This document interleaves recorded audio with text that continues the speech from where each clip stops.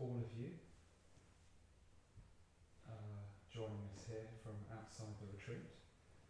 It's been a real honour and privilege here at Padmaloka to host this retreat for these men who are joining the True Ratna Buddhist order. I think it's been one of the strongest retreat atmospheres I've ever known at Padmaloka, and I think I'm correct. You can email us afterwards if I'm not, but it's also the largest ordination retreat which we've ever hosted at Padmaloka, and it's a real delight as chairman to welcome you here. Ordinarily we would have lots of you here in person, friends, loved ones, Sangha members, but it's just a real delight that you can join us in this way. So I'd invite you to join in with the aspects of the ceremony that are collective, and now I will go and get the public preceptors. We'll salute the shrine and the public ordination ceremony will begin.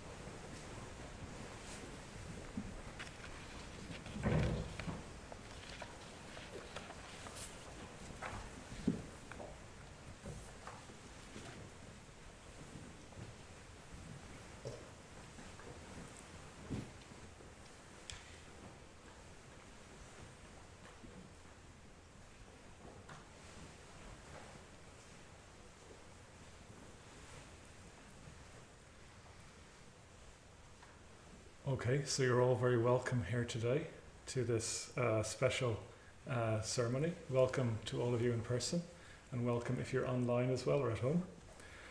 My name is Vajrashura, and with Satyaraja and Yashadeva, we'll be hosting and running today, the ceremonies today.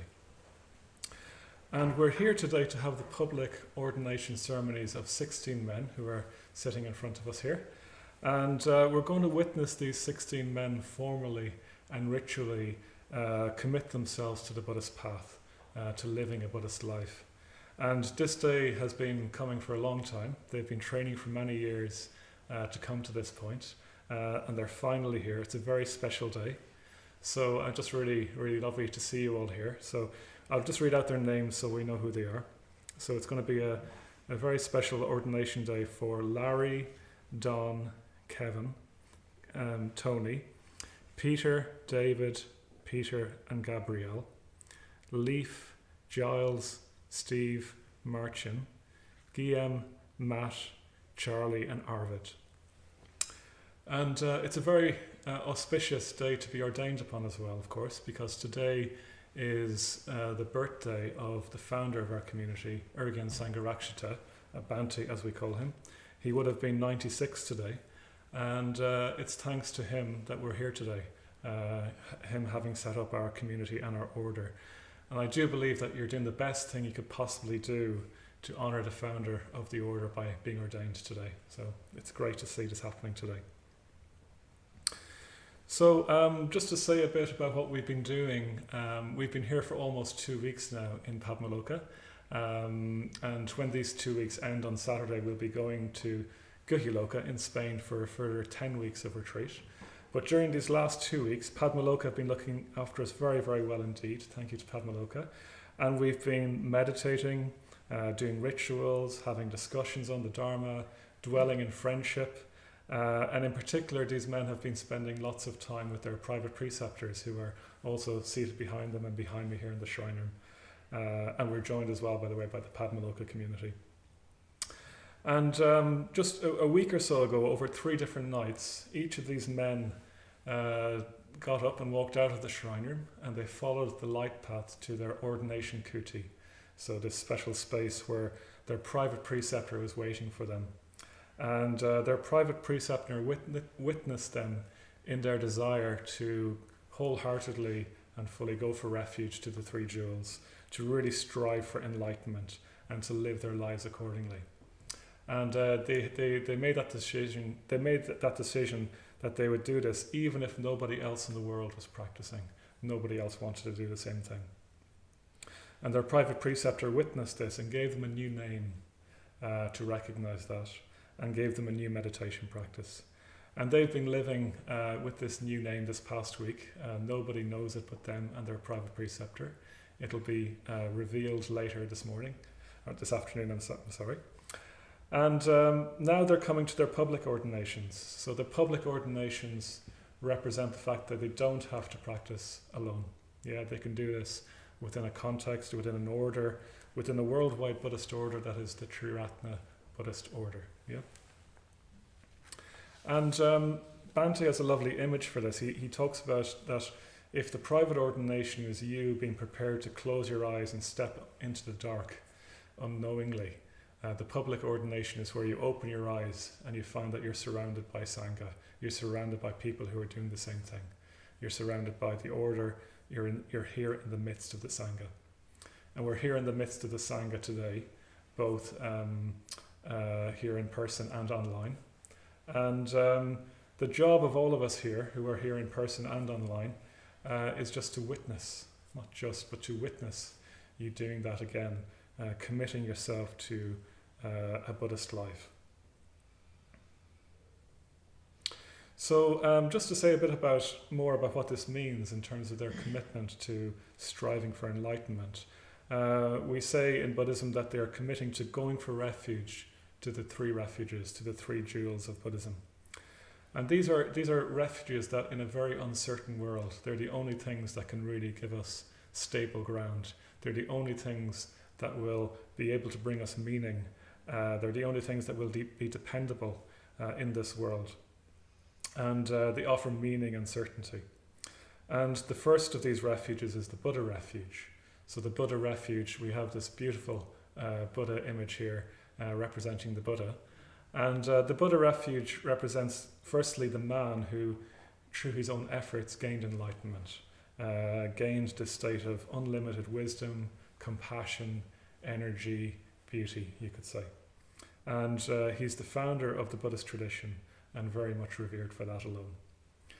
But the Buddha also represents our own potential, that like him, any person can become enlightened as well through their own efforts. We can all become Buddhas. And that's part of what they're committing to do today, to become Buddhas eventually. Yeah.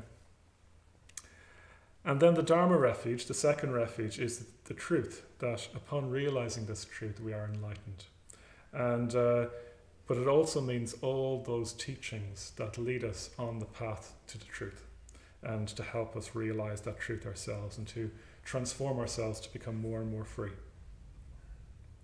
And then the Sangha, the third refuge, is twofold. So it's all those people down through the ages who have gained some measure of enlightenment, some measure of irreversible enlightenment themselves, and so in a way come to embody the refuge.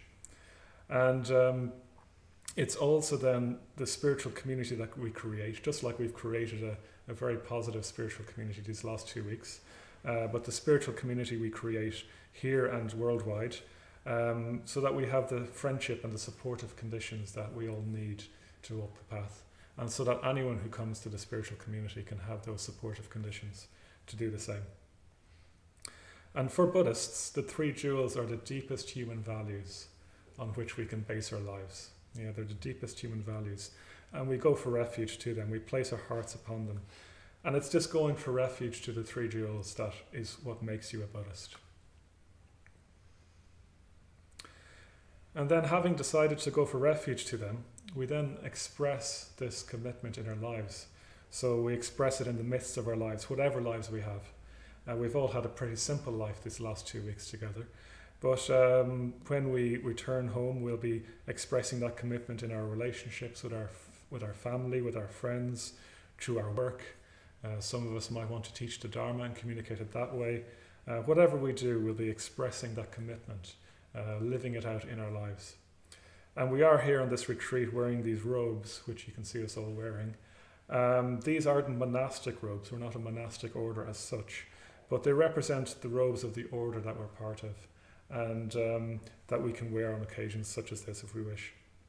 And the robes represent that the order, that being an order member is a full-time commitment to living the Buddhist life, to walking the Buddhist path, regardless of the situation that we're in. One of the lovely things about our order is that there's so many men and women living in it from all over the world, and we have quite a spread of people here in this retreat as well from all over Europe. And so many men and women from different places and in different types of lifestyle and living different types of lives, but all living this committed Buddhist life. So some might be living in more traditional Buddhist ways, like in retreat centres like Padmaloka, or in communities, working in right livelihoods, maybe teaching in our centres. Others might live on their own, others might live with families and work regular jobs in the world. But we do have this saying that commitment is primary, lifestyle is secondary. So it's that commitment that we're expressing today, and that's what unites us as an order.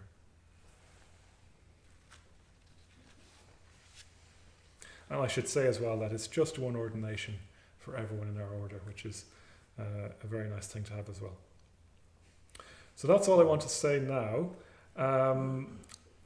Before we go into the ordination ceremony proper, we're going to set the mood.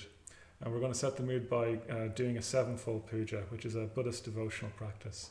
And we'll do this in the usual manner in call and response. And if you're at home, you're welcome to join in as much as you want, or you can simply listen. And during the sevenfold puja, after the Entreaty and Supplication section, Padmasagara will read the section from the Dhammapada called the Buddha Vagga, the section on the enlightened ones. And then after we've finished the puja, we'll go into the ordination ceremony proper. So let's prepare for the sevenfold puja then.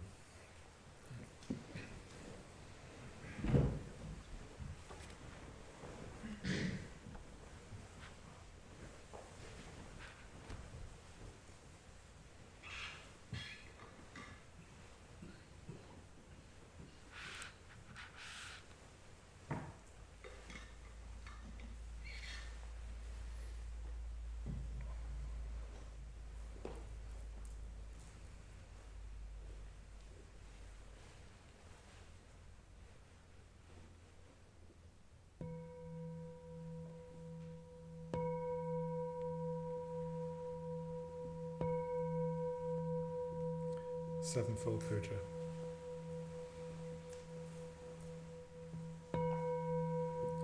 Worship. With Mandarava, blue lotus and jasmine. With Mandarava, blue lotus and jasmine. With all flowers pleasing and fragrant. With all flowers pleasing and fragrant. And with garlands skillfully woven. And with garlands skillfully woven. I pay honour to the princes of the sages. I pay honour to the princes of the sages. So worthy of veneration. So worthy of veneration. I envelop them in clouds of incense. I envelop them in clouds of incense. Sweet and penetrating. Sweet and penetrating. I make them offerings of food, hard and soft. I make them offerings of food, hard and soft. And pleasing kinds of liquids to drink. And pleasing kinds of liquids to drink. I offer them lamps encrusted with jewels. I offer them lamps encrusted with jewels. Festooned with golden lotus. Festooned with golden lotus. On the paving sprinkled with perfume. On the paving sprinkled with perfume. I scatter handfuls of beautiful flowers. I scatter handfuls of beautiful flowers.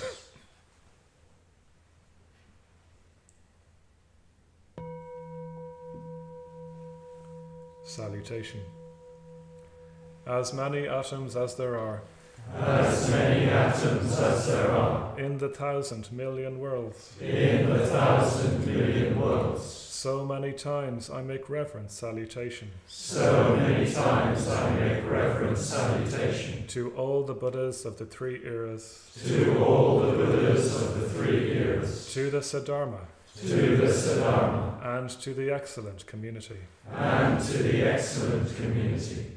I pay homage to all the shrines. I pay homage to all the shrines. And places in which the Bodhisattvas have been. And places in which the Bodhisattvas have been. I make profound obeisance to the teachers. I make profound obeisance to the teachers. And those to whom respectful salutation is due. And those to whom respectful salutation is due.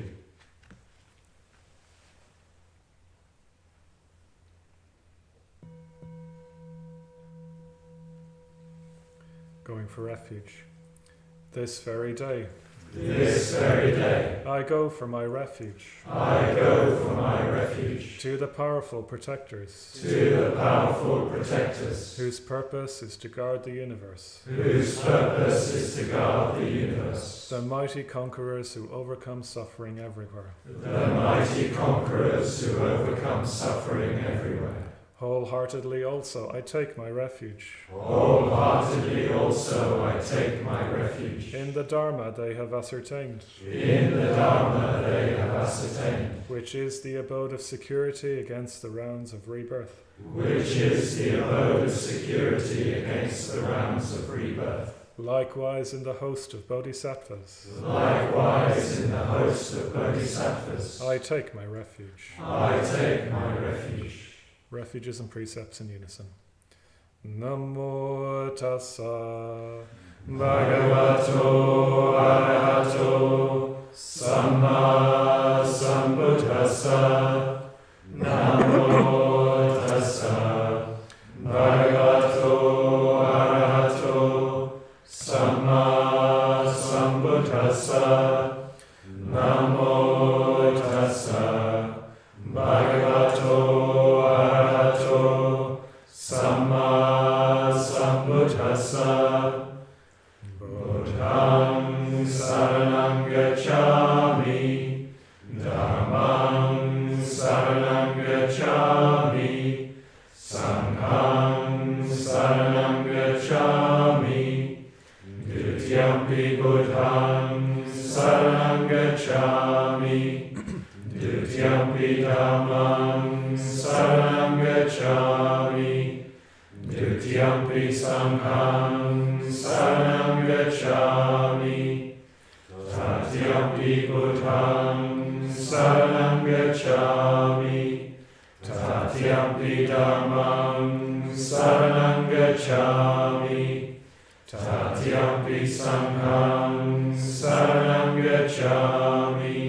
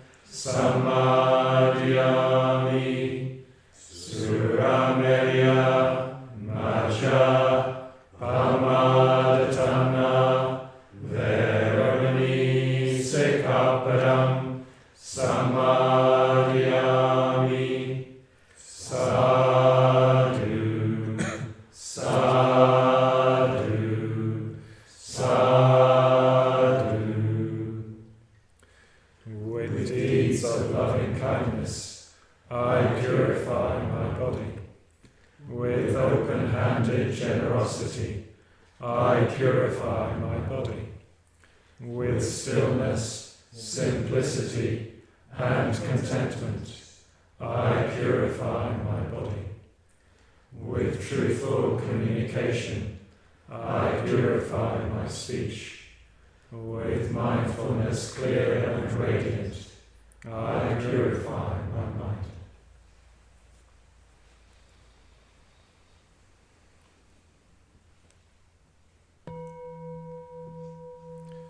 Confession of faults.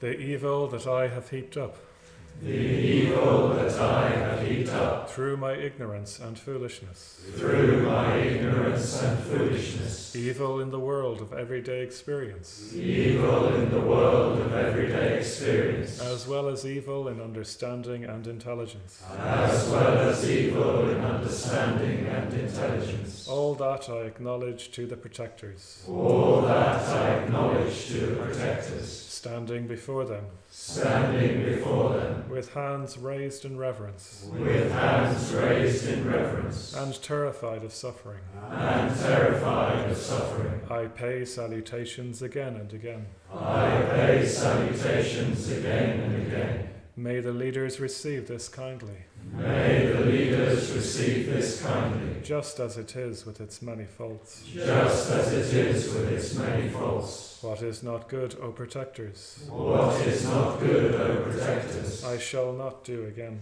I shall not do again.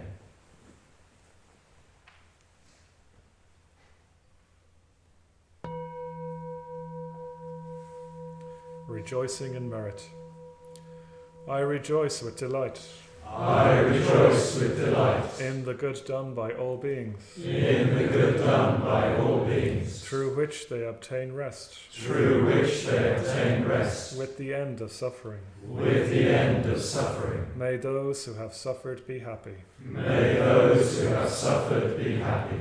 I rejoice in the release of beings, I rejoice in the release of beings, from the sufferings of the rounds of existence. from the sufferings of the rounds of existence. I rejoice in the nature of the Bodhisattva I rejoice in the nature of the Bodhisattva and the Buddha, and the Buddha, who are protectors. who are protectors.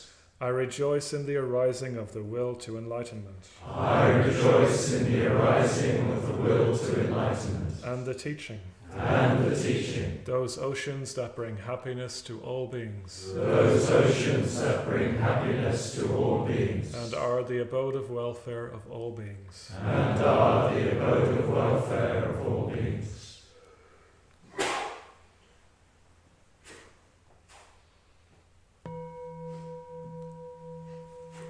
Entreaty and Supplication. Saluting them with folded hands, Saluting them with folded hands, I entreat the Buddhas in all the quarters. I entreat the Buddhas in all the quarters. May they make shine the lamp of the Dharma May they make shine the lamp of the Dharma for those wandering in the suffering of delusion. for those wandering in the suffering of delusion.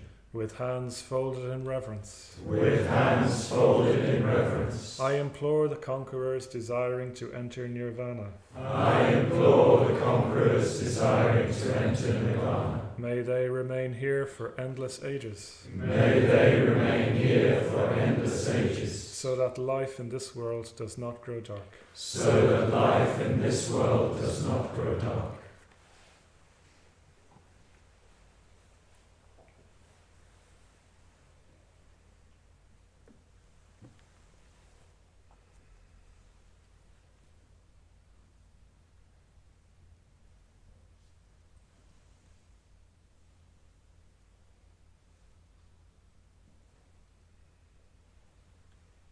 That enlightened one, whose sphere is endless, whose victory is irreversible, and after whose victory no defilements remain to be conquered.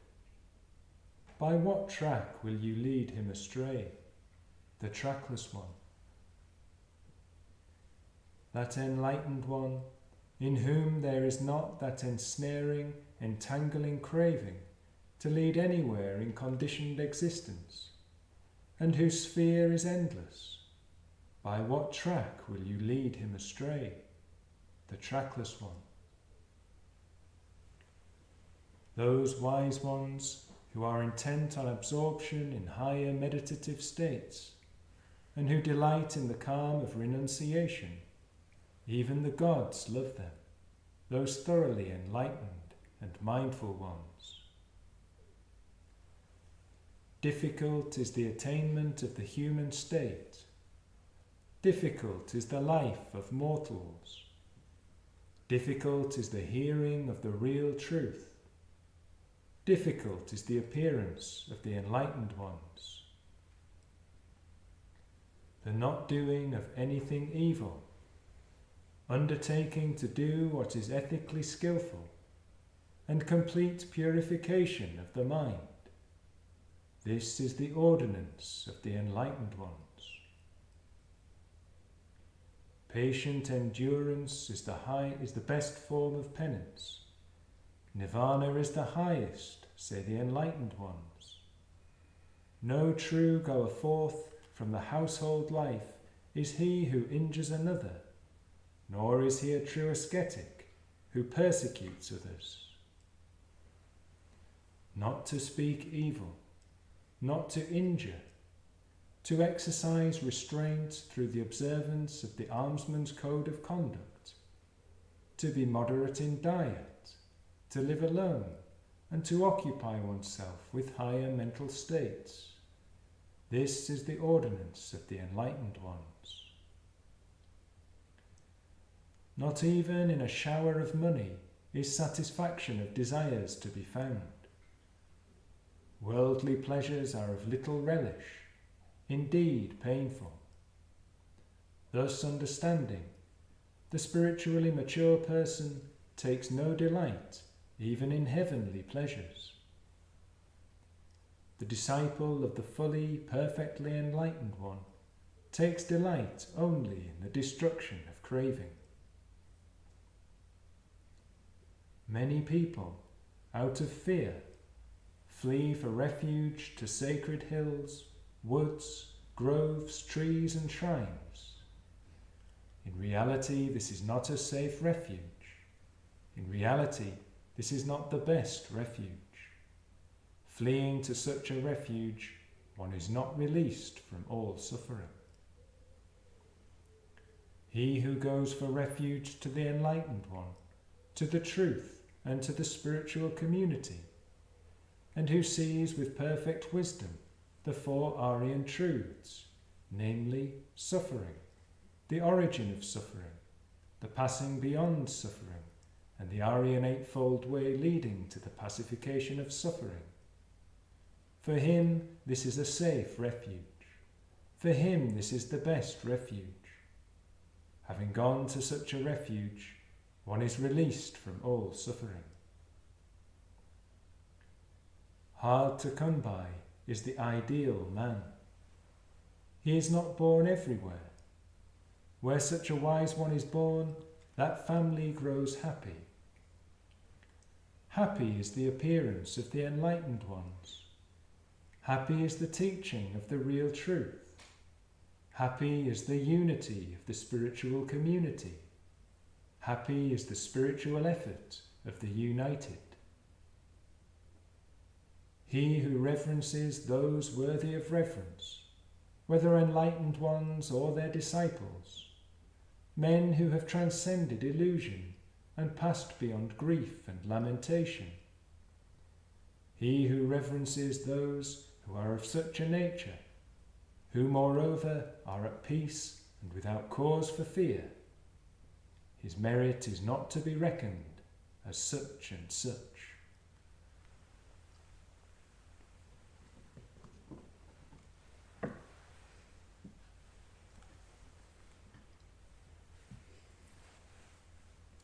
The Heart Sutra.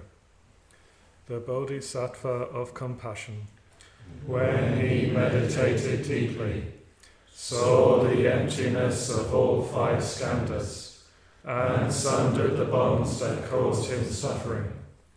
Here then, form is no other than emptiness, Emptiness no other than form. Form is only emptiness. Emptiness only form. Feeling, thought and choice, consciousness itself, are the same as this. All things are by nature void. They are not born or destroyed, nor are they stained or pure, nor do they wax or wane. So, in emptiness, no form, no feeling, thought or choice, nor is there consciousness, no eye, ear, nose, tongue, body, mind, no colour, sound, smell, taste, touch, or what the mind takes hold of, nor even act of sensing, no ignorance or end of it, nor all that comes of ignorance, no withering, no death, no end of them, nor is there pain or cause of pain, or ceasing pain or noble path to lead from pain, not even wisdom to attain. Attainment too is emptiness. So know that the Bodhisattva, holding to nothing whatever, but dwelling in pranya wisdom, is freed of delusive hindrance, rid of the fear bred by it, and reaches clearest nirvana. All Buddhas of past and present, Buddhas of future time, using this pranya wisdom, come to full and perfect vision. Hear then the great Dharani, the radiant peerless mantra, the pranya paramita, whose words allay all pain. Hear and believe its truth. Gate, gate, paragate, parasangate, bodhiswaha. Gate, gate, paragate, parasangate, bodhiswaha. Gate, gate, paragate, parasangate, bodhiswaha.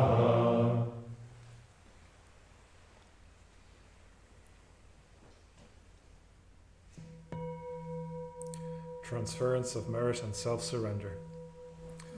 May the merit gained, May the merit gained, in my acting thus, in my acting thus, go to the alleviation of the suffering of all beings. go to the alleviation of the suffering of all beings. My personality throughout my existences, My personality throughout my existences, my possessions, my possessions, and my merit in all three ways. and my merit in all three ways. I give up without regard to myself, I give up without regard to myself, for the benefit of all beings, for the benefit of all beings. just as the earth and other elements Just as the earth and other elements are serviceable in many ways are serviceable in many ways to the infinite number of beings, to the infinite number of beings, inhabiting limitless space, inhabiting limitless space, so may I become so may I become that which maintains all beings, that which maintains all beings, situated throughout space, situated throughout space,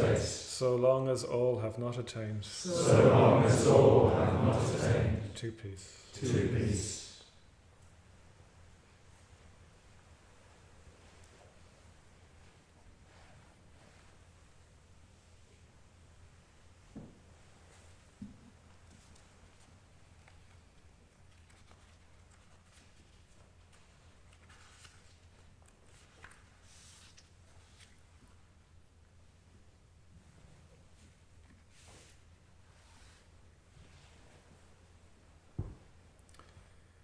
Okay, great. So now we come to the public ordination ceremony proper.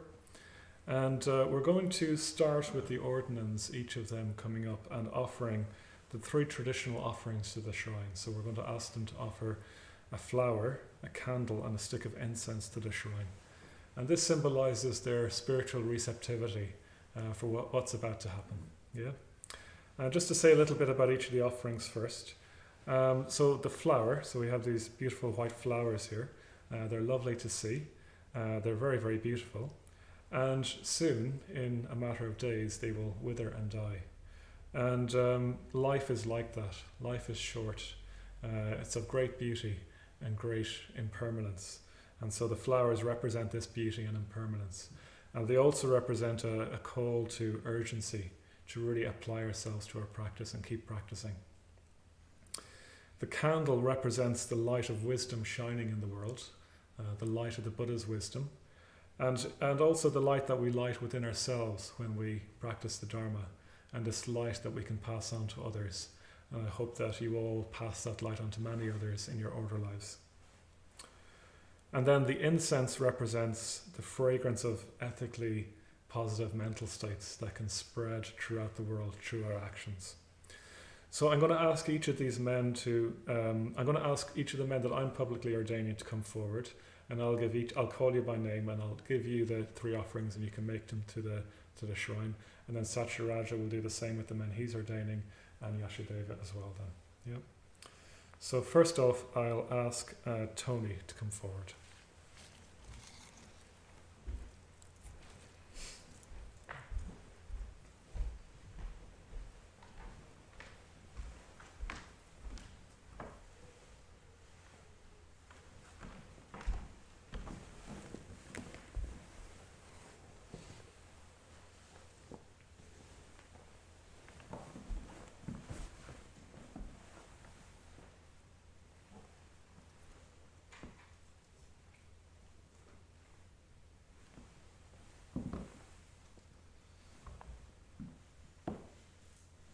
You can put it in the vase, Tony, if you want.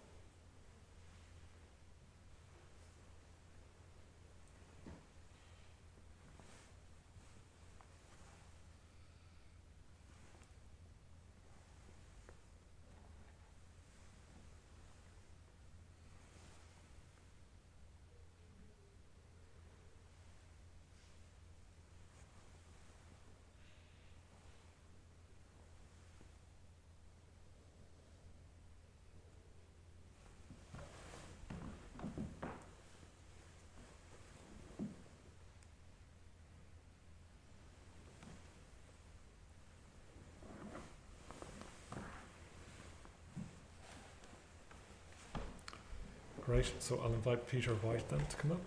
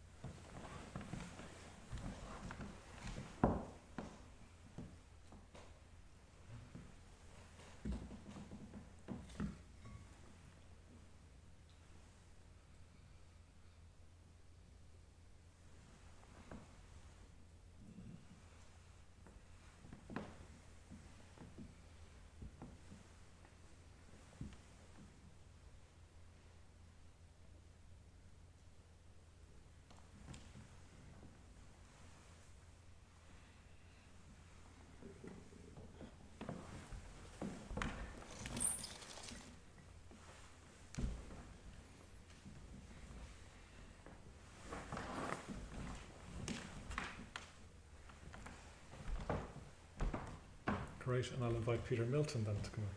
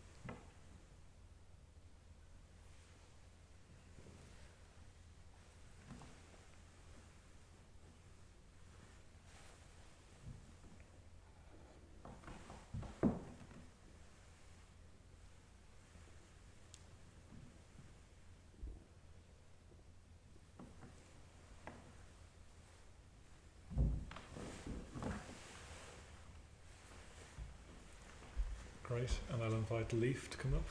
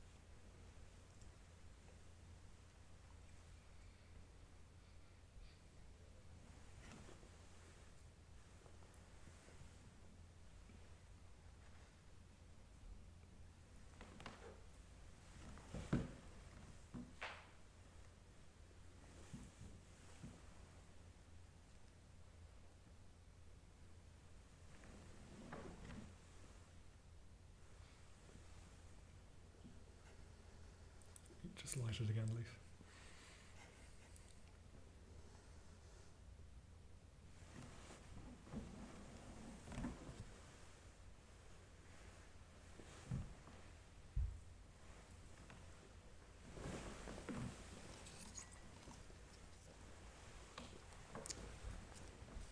Great, and I'll invite Guillaume up.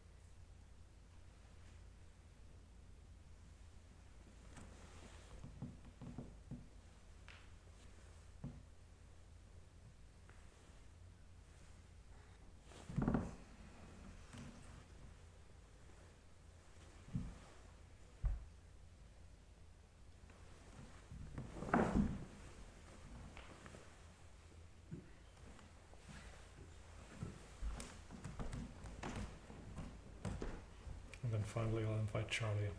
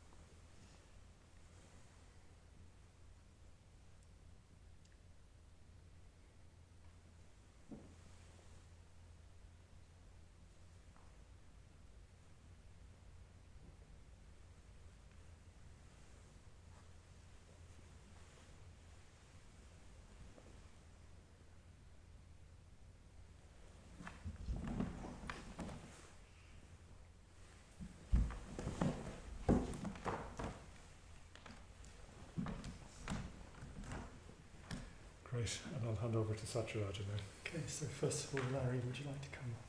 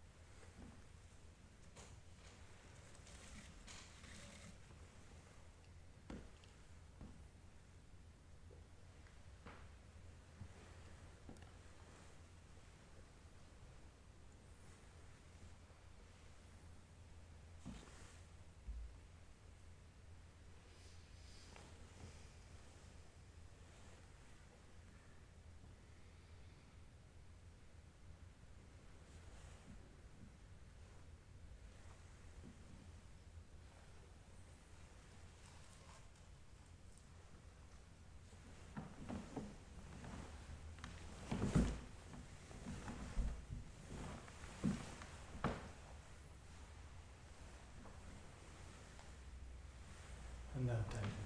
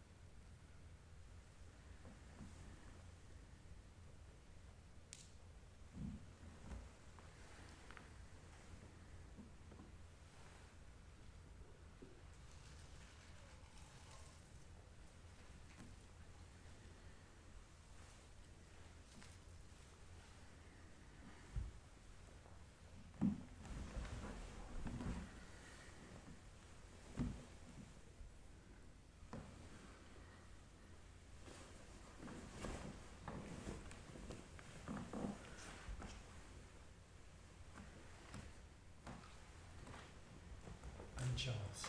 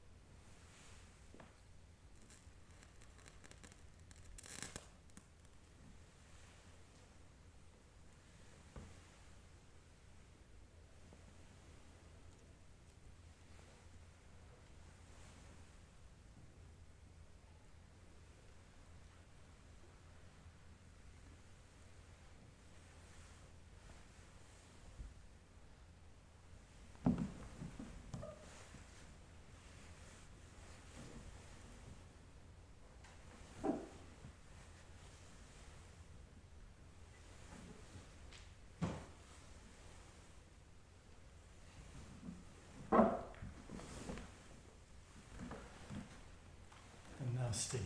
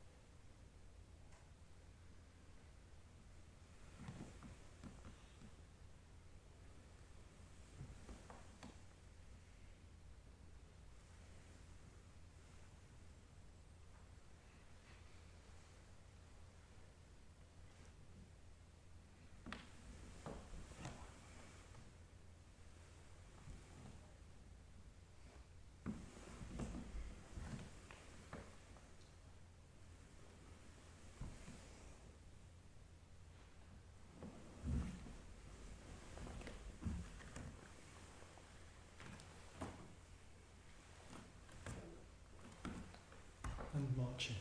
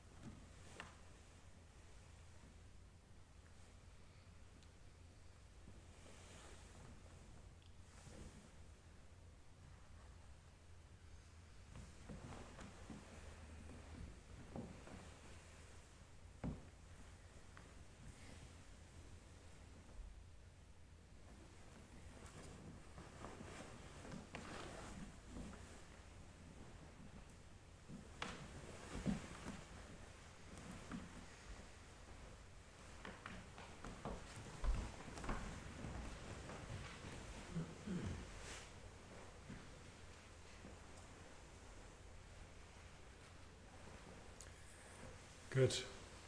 So, having expressed your spiritual receptivity, we're now going to do some verses of purification. And you'll notice that there's a lot of emphasis on purification in the ordination ceremony, the white cases, the white cloths, the white candles and the flowers and so on. And this represents, this is representing the Buddha's statement about how it's only the perfectly pure white cloth that can take the dye. It's only the perfectly pure, ethically purified mind that can take on the teachings of the Buddha. So we're going to do these verses. So Satyaraja, Yashadeva and I will chant these together, and then all of you in call and response for all of you. Okay? So if you're ready. Bowing before the Buddha. Bowing before the Buddha. I purify my body. I purify my body. Chanting the sacred mantras. Chanting the sacred mantras. I purify my speech. I purify my speech. Silently meditating. Silently meditating. I purify my mind. I purify my mind. Good. So now we come to the heart of the ceremony, the ordination proper. And this is where we witness these men going for refuge and taking the ethical precepts. So I'll be doing all this first of all with the men I'll be ordaining, and then Satyaraja with the men he'll be ordaining, and then Yashadeva with Gabriel. So all these men, as I've said, have been training for many years for ordination, and that began with a request for ordination. But we now need to make sure that they still want that, and they have to formally ask for ordination, because it is purely their decision to be ordained. Nobody else can ask for them or force them to do that. So the men that I'm ordaining, please repeat after me.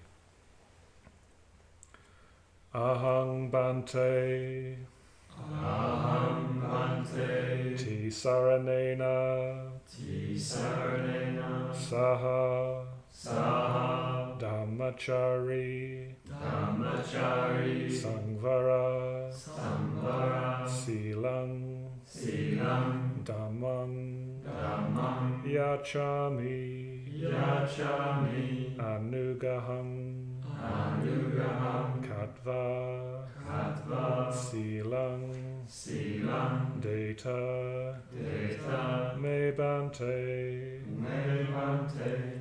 Which means I wish to take the 3 refuges together with the Dharmachari ordination vows. Kindly give them to me, Bante. And then I say to you, Yamahang Vedami Tang Vedeta, which means repeat whatever I say. And you say, Amma Bante, Amma Bhante. which means yes, Bante.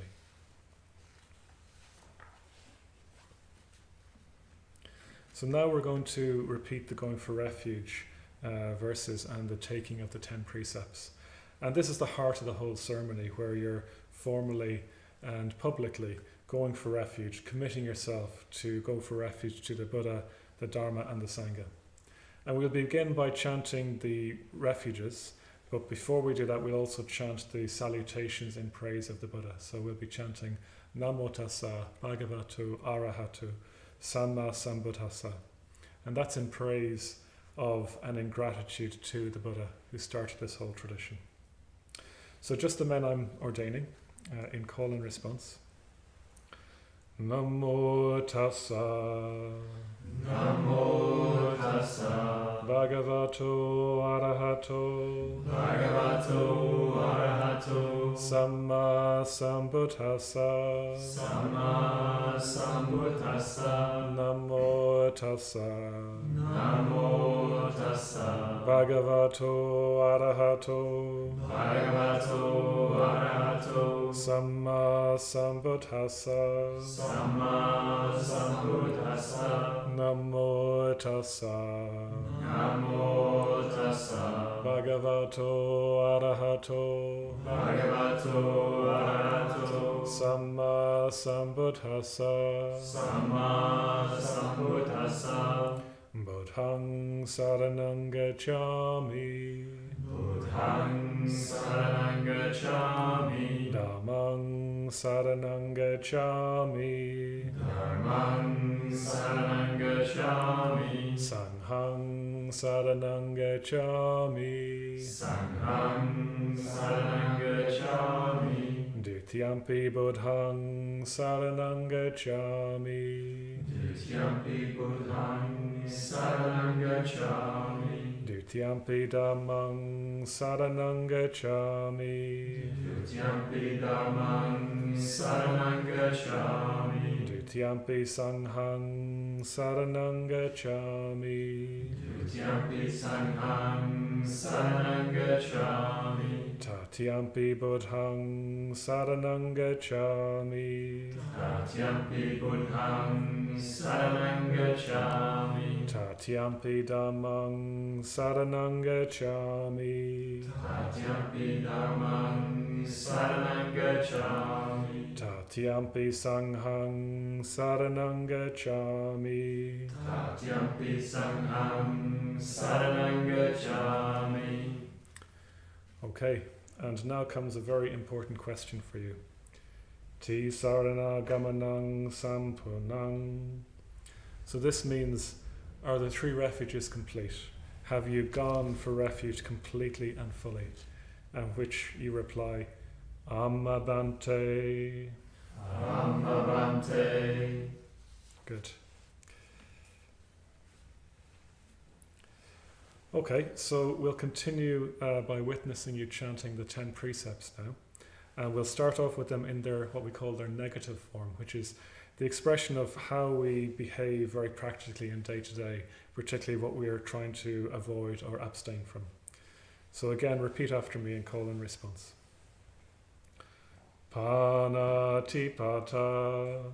Panatipata. Veramani. Veramani. Sikapadang. Sikapadang. Samadhyami. Samadhyami. Adinadana. Adinadana. Veramani. Veramani. Sikapadang. Sikapadang. Samadhyami. Samadhyami. Kamesu. Kamesu. Mechachara. Mechachara. Veramani. Veramani. Sikapadang. Sikapadang. Samadhyami. Samadhyami. Musavada. Musavada. Veramani. Veramani. Sikapadang. Sikapadang. Samadhyami. Samadhyami. Parusavachaya. Parusavachaya. Veramani. Veramani. Sikapadang. Sikapadang. Samadhyami. Samadhyami. Sampapalapa. Sampapalapa. Veramani. Veramani. Sikapadang. Sikapadang. Samadhyami. Samadhyami. Pisunavachaya. Pisunavachaya. Veramani. Veramani. Sikapadang. Sikapadang. Samadhyami. Samadhyami. Abhijaya. Abhijaya. Veramani. Veramani. Sikapadang. Sikapadang. Samadhyami. Samadhyami. Vyapada. Vyapada. Veramani. Veramani. Sikapadang. Sikapadang. Samadhyami. Samadhyami. Michaditya. Michaditya. Veramani. Veramani. Sikapadang. Sikapadang. Samadhyami. Samadhyami. Good. And now we'll chant the positive precepts in English. And these represent the true meaning, the true spirit in which we live by the precepts, and indeed we live as order members. So again, in call and response. With deeds of loving kindness, With deeds of loving kindness, I purify my body. I purify my body. With open-handed generosity, With open-handed generosity, I purify my body. I purify my body. With stillness, simplicity, and contentment, With stillness, simplicity, and contentment, I purify my body. I purify my body. With truthful communication, With truthful communication, I purify my speech. I purify my speech. With kindly communication, With kindly communication, I purify my speech. I purify my speech. With helpful communication, With helpful communication, I purify my speech. I purify my speech. With harmonious communication, With harmonious communication, I purify my speech. I purify my speech. Abandoning covetousness for tranquility, Abandoning covetousness for tranquility, I purify my mind. I purify my mind. Changing hatred into compassion, Changing hatred into compassion, I purify my mind. I purify my mind. Transforming ignorance into wisdom, Transforming ignorance into wisdom, I purify my mind. I purify my mind. Good. So having done all this, I'm going to now exhort these men with this verse in Pali. So listen carefully.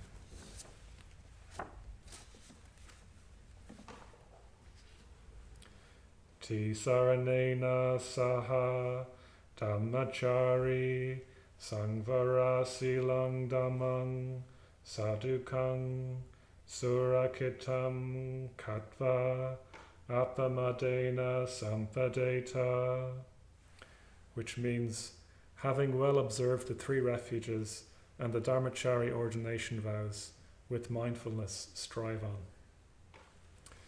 So what we have here at the end, apamadena sampadeta, are traditionally said to be the Buddha's last words, and they mean with mindfulness strive on. So this is the teaching for us now, that what we need is to be mindful, to be always aware of what we're doing, and to never stop striving towards enlightenment. And that's my advice to you now on your public ordination. Be mindful and never stop striving on. And if you do all that, you'll do well. Success is guaranteed. And I'll hand over now to Satyaraja. Good. Okay, so just the men I'm ordaining, if you'd repeat after me the request. Aham Bhante, Tisaranena, Saha, Dhammachari, Samvara, Silam, Dhammang, Yachami, Anugaham, Katva, Silam, Deta, Me Bhante, Bhante, I wish to take the 3 refuges together with the Dhammachari ordination vows. Kindly give them to me, Bhante. And then I say, Yang aham vadami tam vadeta, which means repeat whatever I say. And you say, Alma Bhante. Yes, Bhante. And now the going for refuge and the taking of the 10 precepts.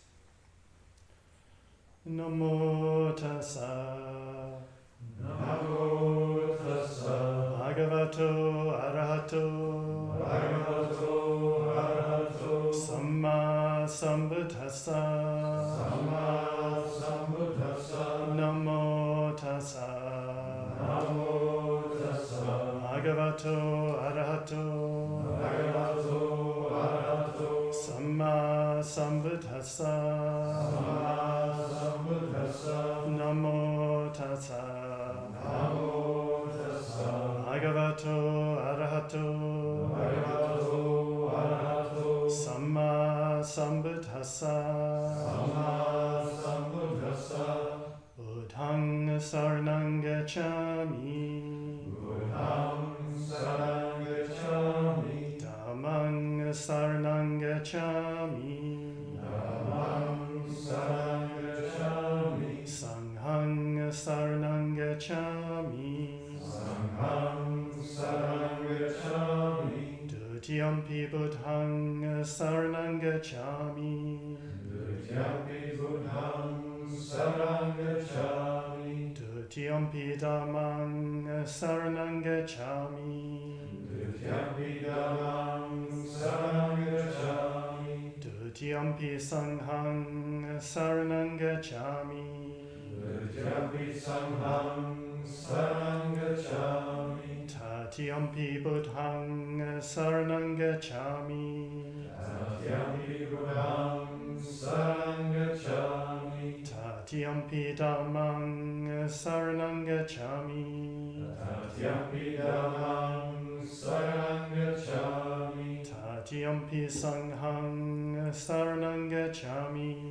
Tatiyampi Sanghang Saranang Gacchami. And now I ask you a question. Ti saranena gamanang sampunang. Are the refuges complete? Are you really fully going for refuge? And you answer, Amabante. Amabante.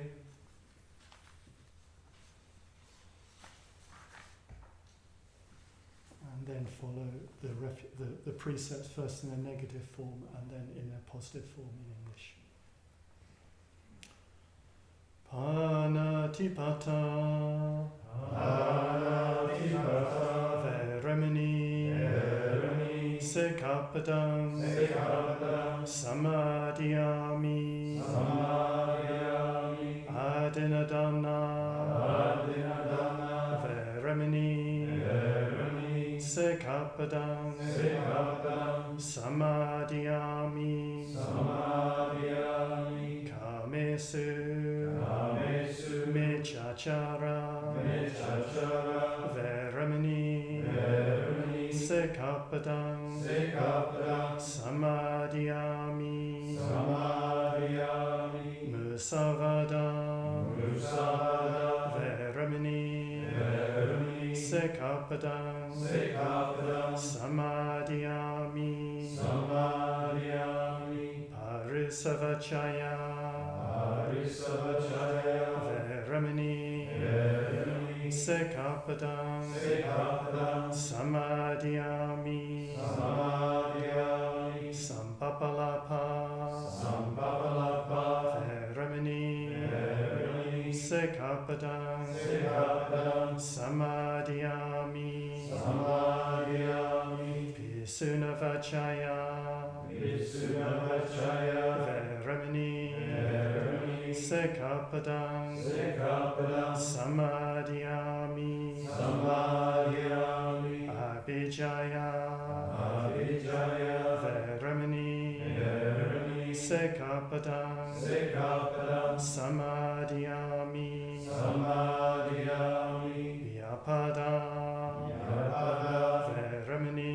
Veremini. Sekapadam. Sekapadam. Samadhyami. Samadhyami. Michaditya. Michaditya. Veremini. Veremini. Sekapadam. Sekapadam. Samadhyami. Samadhyami.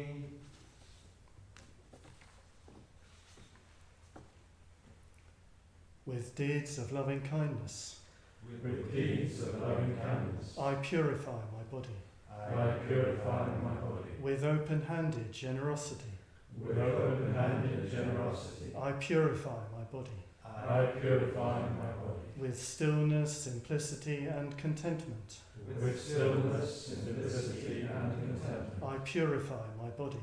I purify my body. With truthful communication, With truthful communication, I purify my speech. I purify my speech. With kindly communication, With kindly communication, I purify my speech. I purify my speech. With helpful communication, With helpful communication, I purify my speech. I purify my speech. With harmonious communication, With harmonious communication, I purify my speech. I purify my speech. Abandoning covetousness for tranquility, Abandoning covetousness for tranquility, I purify my mind. I purify my mind. Changing hatred into compassion, Changing hatred into compassion, I purify my mind. I purify my mind. transforming ignorance into wisdom. Transforming ignorance into wisdom. I purify my mind. I purify my mind. And then the verses of exaltation.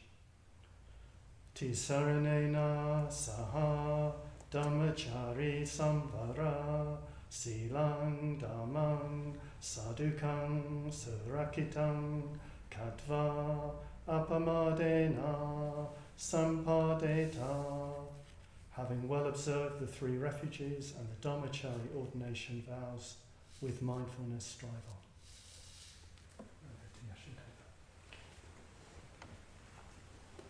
So we come to the central part of the ceremony for Gabrielle.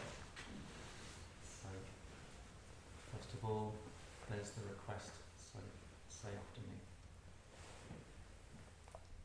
Aham Bante Aham Bante Tisaranena Saranena Saha Saha Dhammachari Dhammachari Samvara Samvara Silam Silam Dhammam Dhammam Yachami Yachami Anugaham Anugaham Katva Adva Silam Silam Deta Neta Me Bante.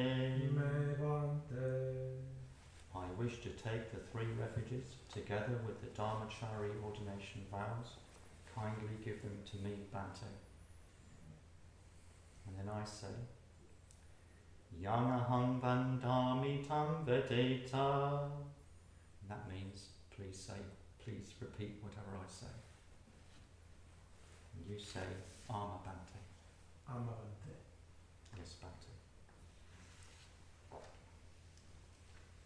So now we recite the refuges and precepts. Namo tassa Namo tassa bhagavato arahato Bhagavato Arahato samma sambuddhassa. Samma Sambuddhassa. Namo tassa Namo tassa bhagavato arahato Bhagavato Arahato samma sambuddhassa. Samma Sambuddhassa. Namo tassa Namo tassa bhagavato arahato Bhagavato Arahato samma sambuddhassa. Samma Sambuddhassa. Buddhang saranang gacchami Buddhang saranang gacchami. Dhammang saranang gacchami Dhammang saranang gacchami. Sanghang saranang gacchami Sanghang saranang gacchami. Dutiyampi buddhang saranang gacchami Dutiyampi Buddhang saranang gacchami. Dutiyampi dhammang saranang gacchami Dutiyampi dhammang saranang gacchami. Dutiyampi sanghang saranang gacchami Dutiyampi sanghang saranang gacchami. Tatiyampi buddhang saranang gacchami Tatiyampi Buddhang saranang gacchami. Tatiyampi dhammang saranang gacchami Tatiyampi dhammang saranang gacchami. Tatiyampi sanghang saranang gacchami Tatiyampi sanghang saranang gacchami. So now I ask you, Ti sarana kamanang sampunam, are the 3 refuges complete? And you say, Ama Bante. Amavante. Good. So now we're going to recite the precepts, first of all in negative form in Pali. Panatipata Panatipata Veramani Veramani Sikkhapadam Sikkhapadam Samadhiyami Samadhiyami Adinadam Veramani Sikkhapadam Sammadhiyami Kamesu Michachara Veramani Sikkhapadam Sammadhiyami Musavada Veramani Sikkhapadam Sammadhiyami Parusavachaya Veramani Sikkhapadam Sammadhiyami Sampapalapa Veramani Sikkhapadam Sammadhiyami Kisunavachaya Veramani Sikkhapadam Sammadhiyami Abhichaya Veramani Sikkhapadam Sammadhiyami Vyapada Veramani Sikkhapadam Sammadhiyami Michaditya Veramani Sikkhapadam Sammadhiyami. And now the positive precepts, and we're going to attempt those in Catalan. Amb accions d'amor i de bondat Amb accions d'amor i de bondat purifico el meu cos. Purifico el meu cos. Amb generositat il·limitada Amb generositat il·limitada purifico el meu cos. Purifico el meu cos. Amb tranquil·litat, senzillesa i acontament Amb tranquil·litat, senzillesa i acontentament purifico el meu cos. Purifico el meu cos. Amb comunicació veritable Amb comunicació veritable purifico la meva parla. purifico la meva parla. Amb comunicació amable Amb comunicació amable purifico la meva parla. purifico la meva parla. Amb comunicació útil Amb comunicació útil purifico la meva parla. purifico la meva parla. Amb comunicació harmoniosa Amb comunicació harmoniosa purifico la meva parla. purifico la meva parla. Abbandonant l'avidesa per la serenitat Abandonant l'avidesa per la serenitat purifico la meva ment. purifico la meva ment. Canviant l'odi per la compassió Canviant l'odi per la compassió purifico la meva ment. purifico la meva ment. Transformant l'ignorància in saviesa Transformant la ignorància en saviesa purifico la meva ment. purifico la meva ment.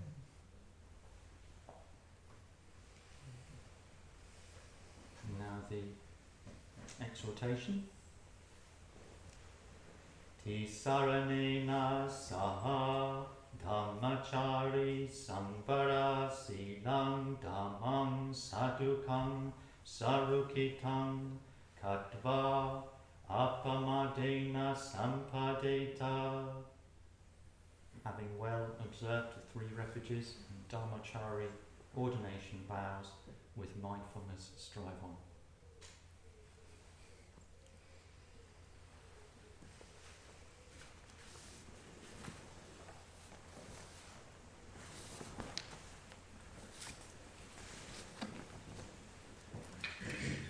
Good. So, now that we've all witnessed you in saying all this, it's time for some more purification. Yeah? And we have some very special water in our initiation vases that we're going to pour a few drops of on each of the crown of your heads. And this special water will purify you, and it'll go down through your energy channels and purify your whole body, but only if you practice the ethical precepts. Yeah.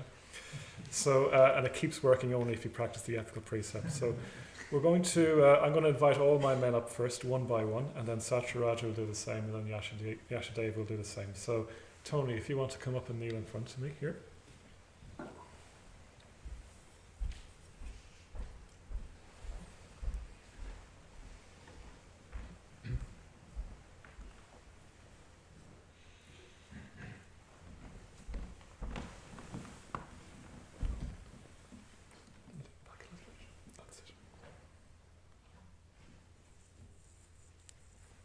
Good.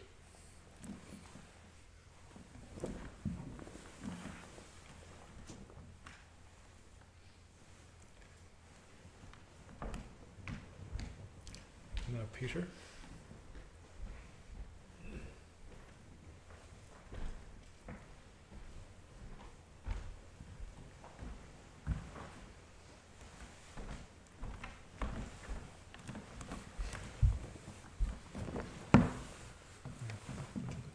Now come into me.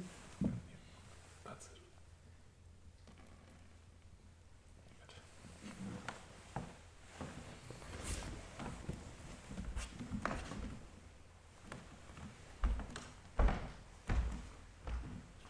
And now the other Peter.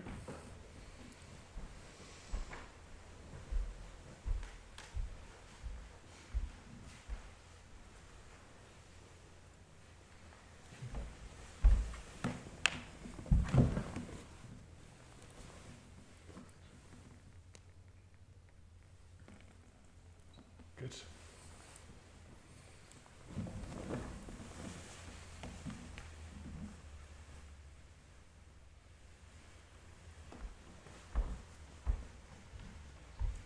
And now Leaf.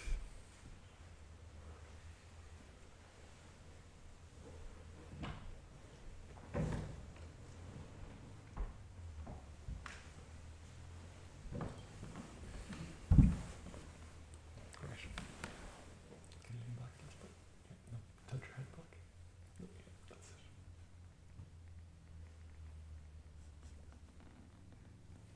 Good.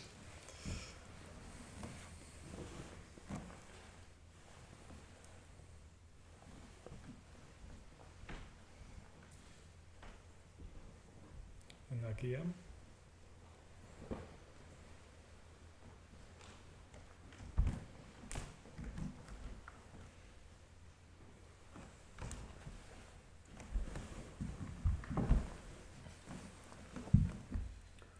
Come in a little bit more. No, come in a little bit more. Yeah, and then tilt your head back a little bit. That's it. Perfect.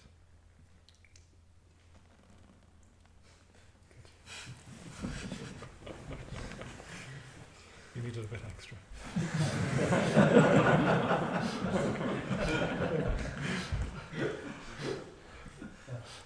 Great, and then Charlie.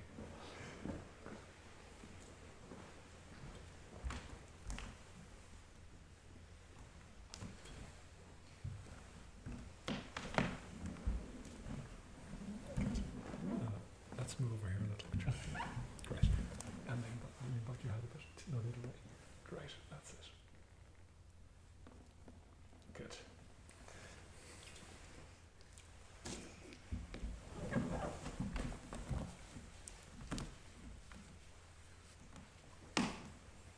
And hand over to Satyaraja. So first of all, Larry, do you want to come up?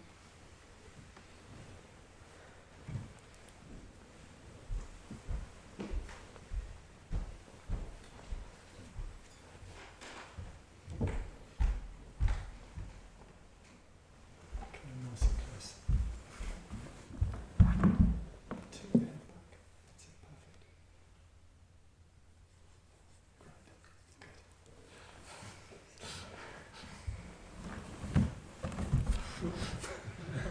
Half the purification.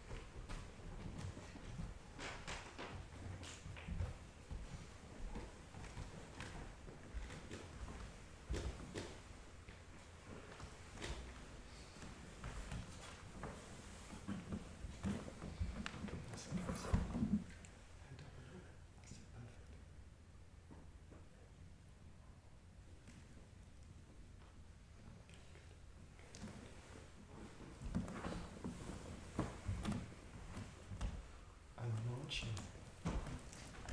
Watching's going to be a little bit extra.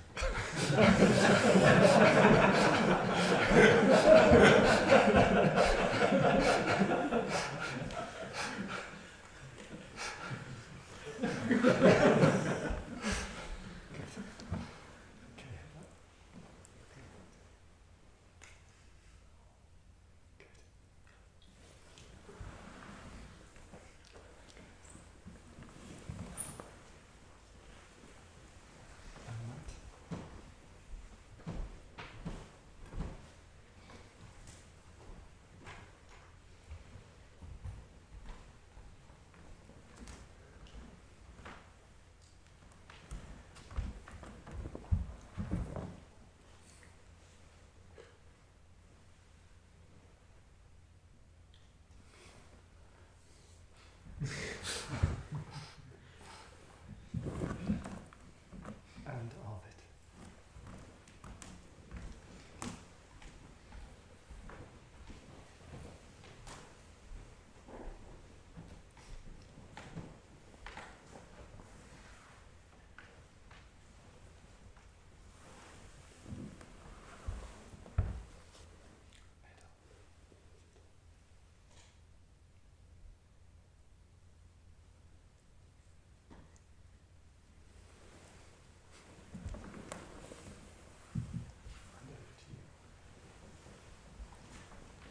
Please, Gabrielle.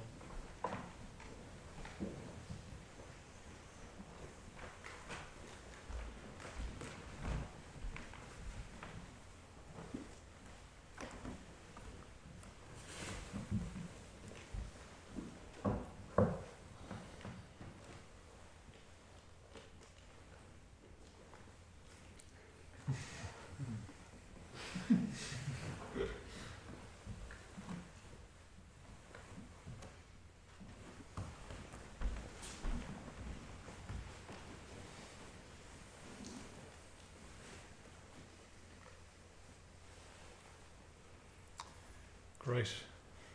So now that you've expressed your desire to go for refuge and live by the precepts and you've been purified, I think it's time for you to have some kesas. So this is my favourite part of the ceremony. And when the kesa goes over your head, you're an order member. Yeah, you're a member of the Triratna Buddhist order. And before we do that, I just want to say a little bit about the kesa. So you can see it here, it's white, it's brilliant white, again representing the purity of a Dharmachari life. And emblazoned upon it are the three jewels. So you have the Buddha, yellow for the Buddha, blue for the Dharma, and red for the Sangha.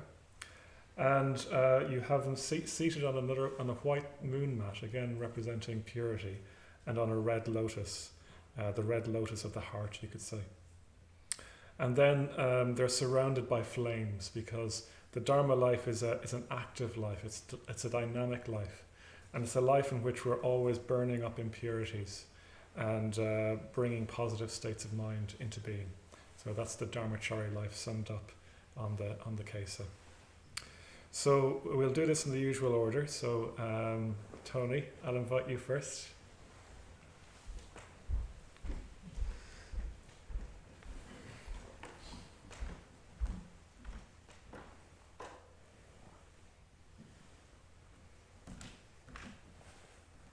Watch out for the water.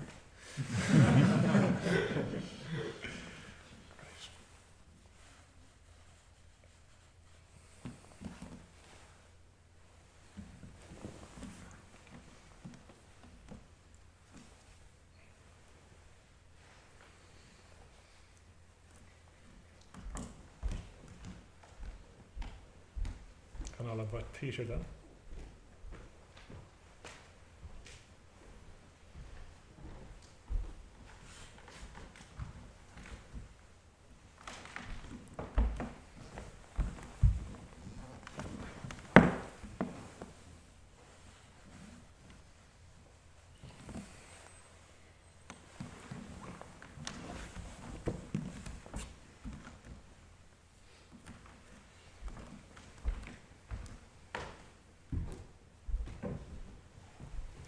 I'll invite the other Peter then.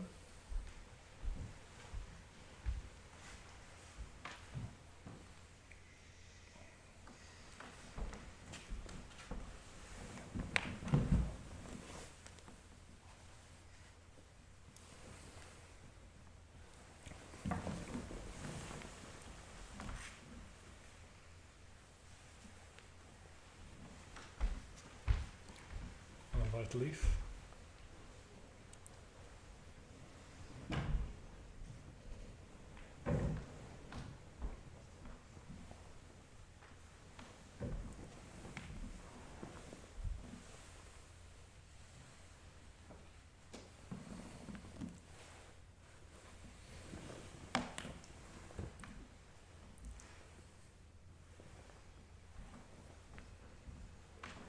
Guillaume?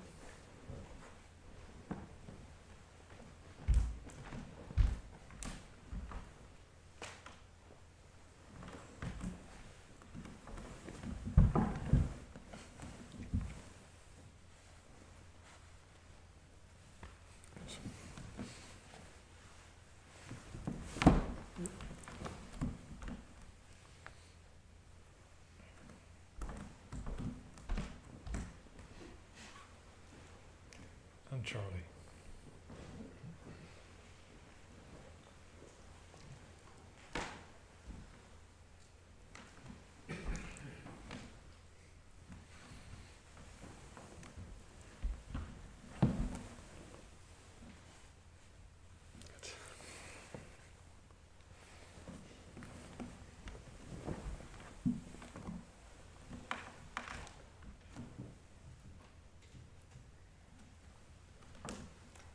First of all, Larry, with great pleasure.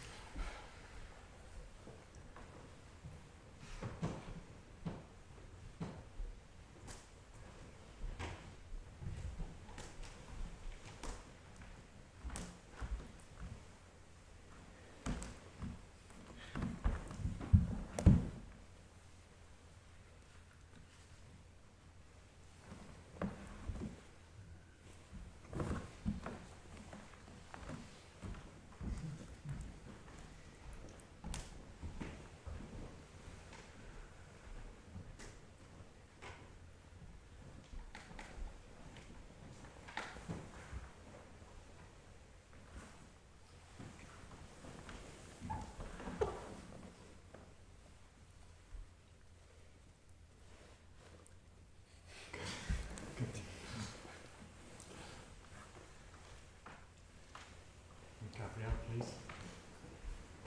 Con mucho gusto.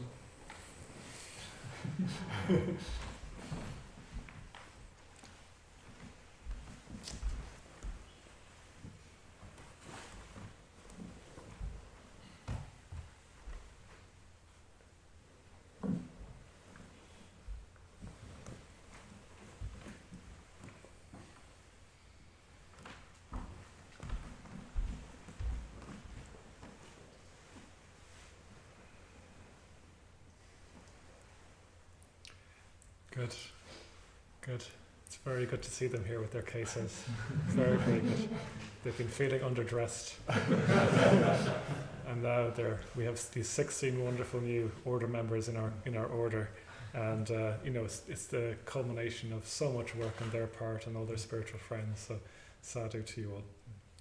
So now they need to formally accept the ordination.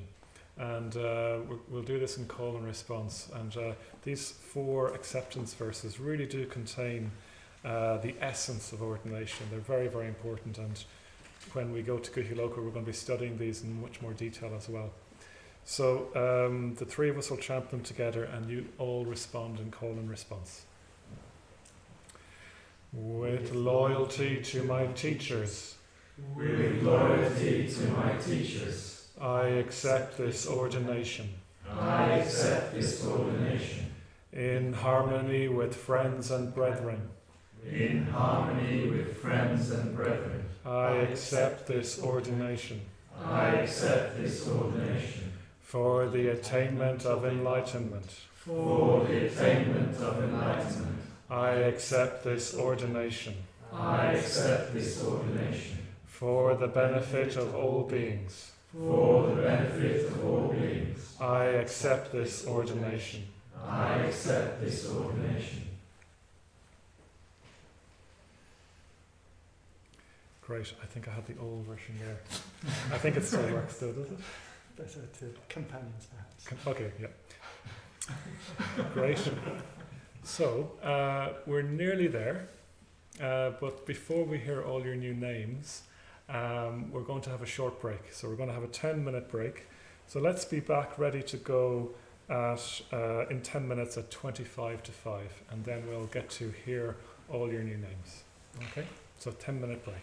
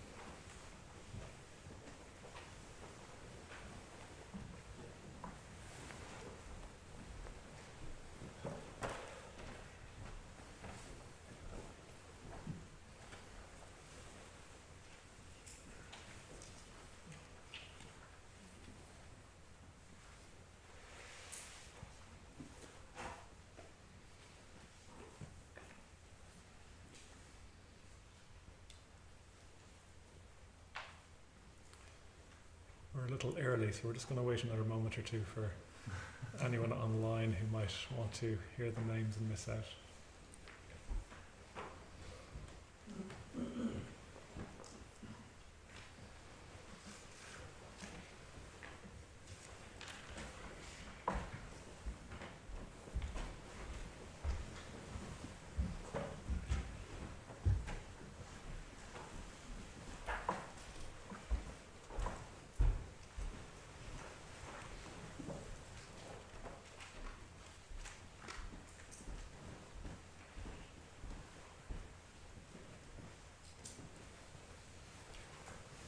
Is everyone back? Behind it? Looks like. Okay. Okay. So let's move on to the next part then, another lovely part of the ceremony. So these 16 men have committed themselves to the three jewels, committed themselves to a Dharmachari life, and this entails a spiritual rebirth. And with this spiritual rebirth comes a new name given to them by their private preceptor at their private ordination ceremony. And we've all been wondering what those names are all week, and now we get to find out. So I'm going to ask the preceptors to come up one by one with the man, and we can find out what their new their new Dharma name is. Yeah. So I'll begin by inviting Vajragupta. We're going to go do this in order of natural seniority. Vajragupta and Larry, if you could come up, please.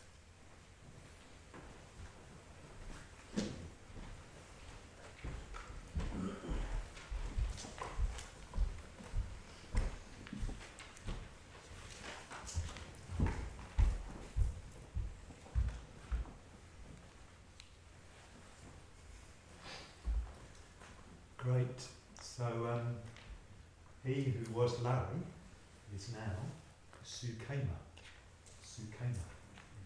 So Kema is safe, secure, free from danger, and it's the tranquility and the peacefulness and the calm that comes from that. You could even say Kema is the complete security that comes from Nirvana and the peace that arises from that.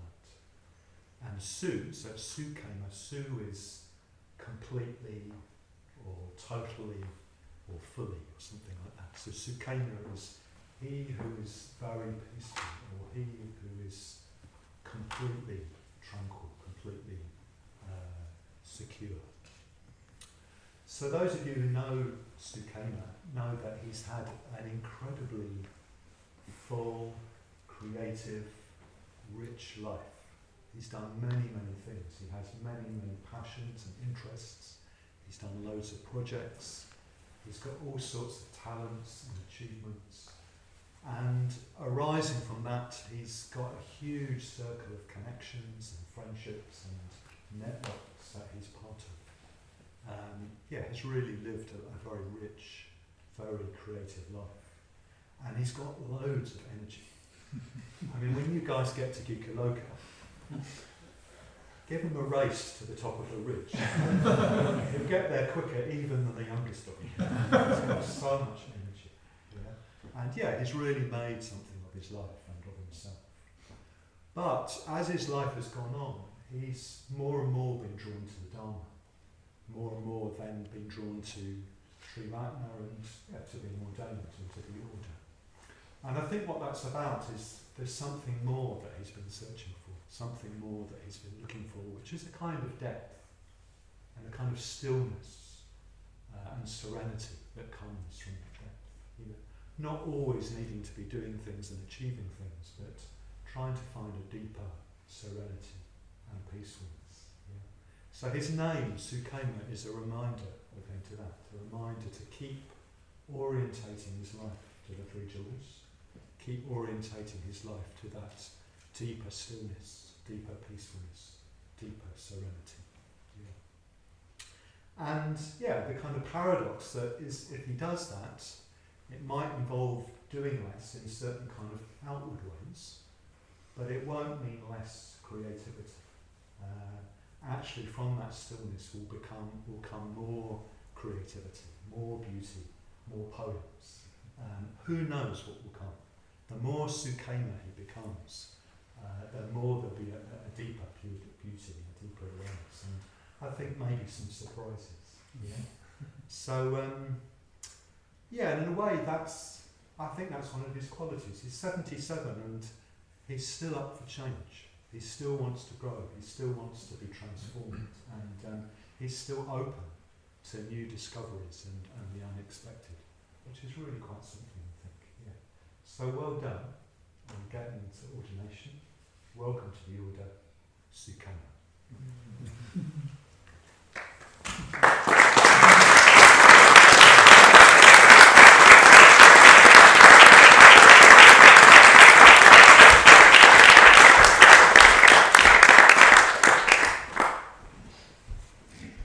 Great, welcome Sukema. So I'll invite Amogavira to tell us what Don's new name is.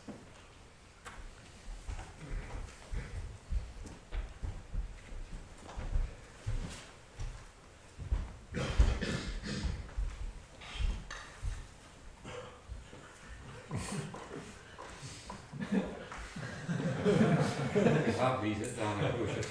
Looks like we know what we're doing.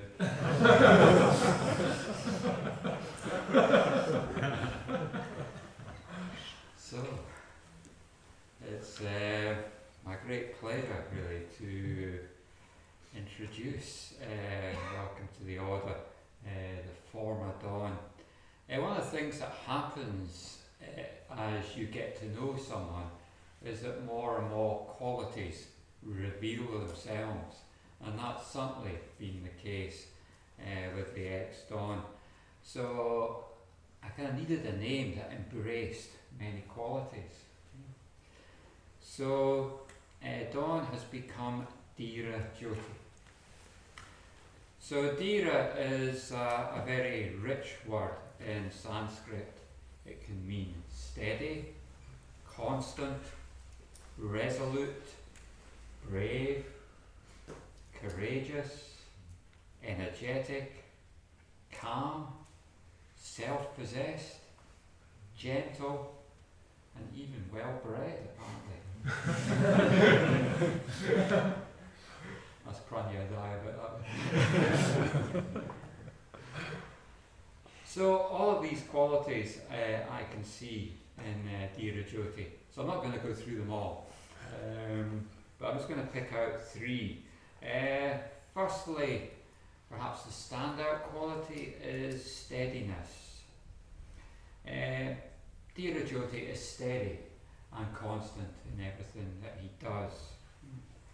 In his practice of the Dharma, in the commitments that he takes on, he is steady and constant in his friendships.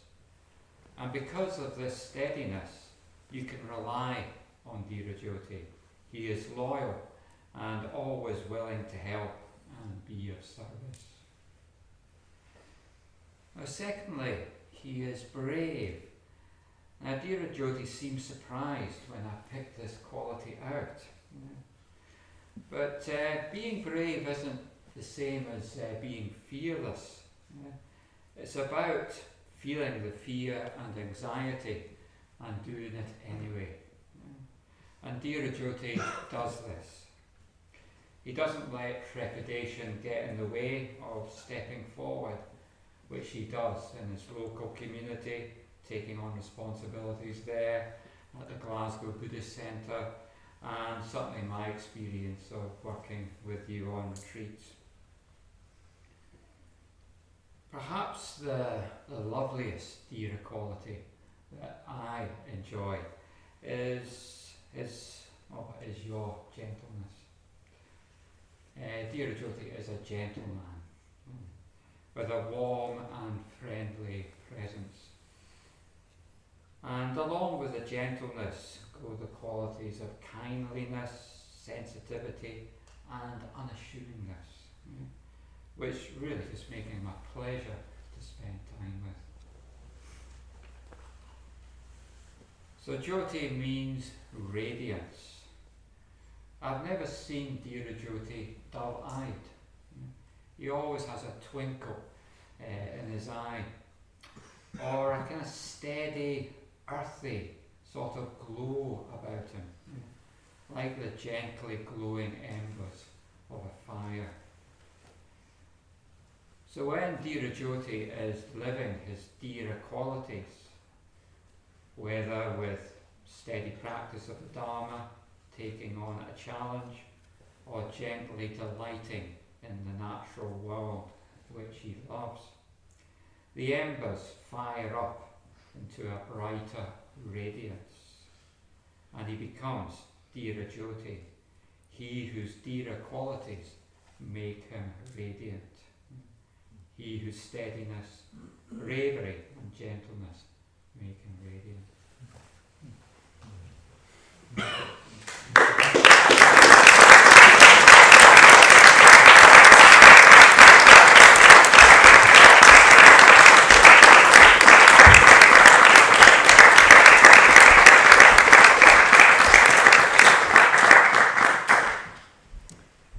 Great. Welcome, Dhirajyoti. So I'll invite Karunika now to reveal Tony's new name.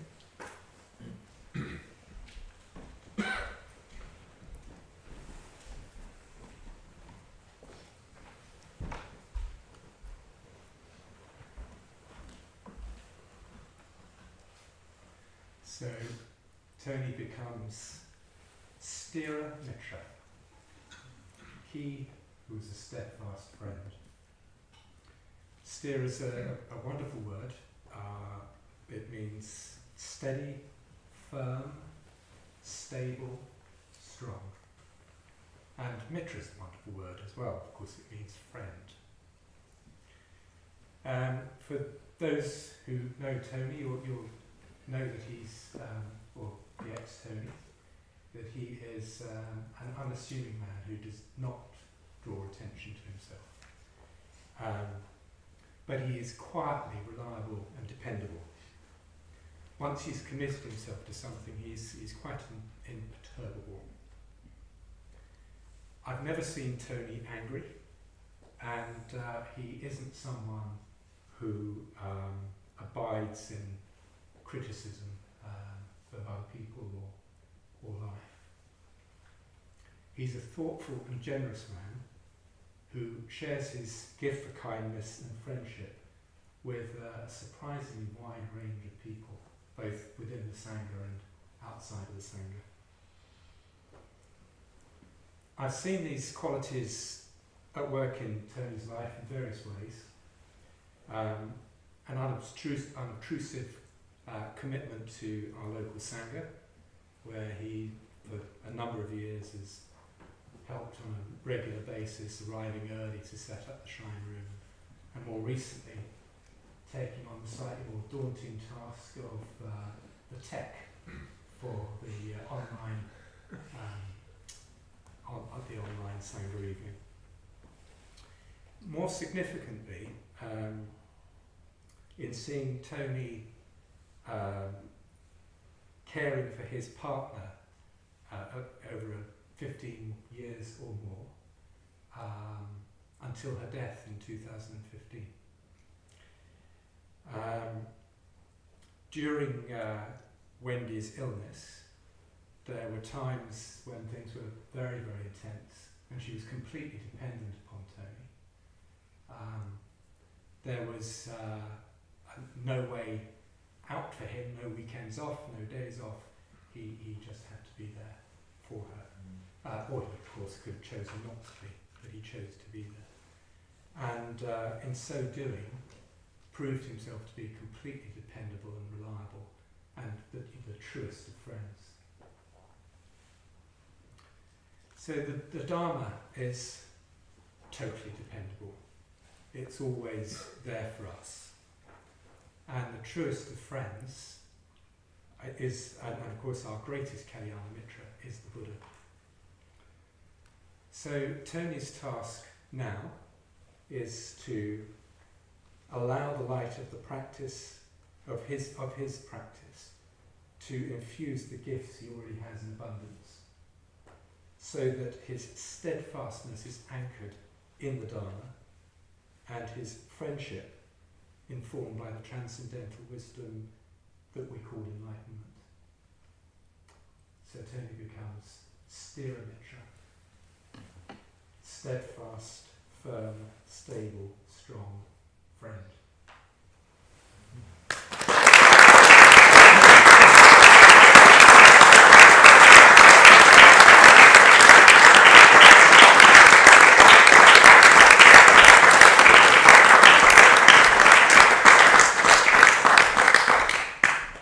Great, welcome Stiramitra.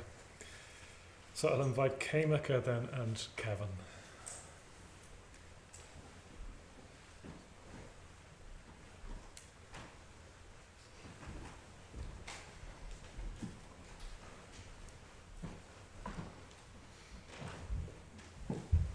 I come from the Dhanakosha school of writing down what you want to say in case you forget it.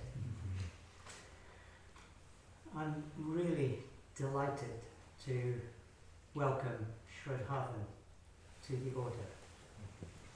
He who possesses Shraddha, faith, confidence, trust in the three jewels. It's been a long journey for him, and I'll just pick out some important stages. When he was still quite a young boy, his father died suddenly, changing his life. So he had an early lesson in fragility of life and uncertainty. As a young man, he took up rock climbing, through which he learned to trust the person who was holding the rope above him, shouting out guidance.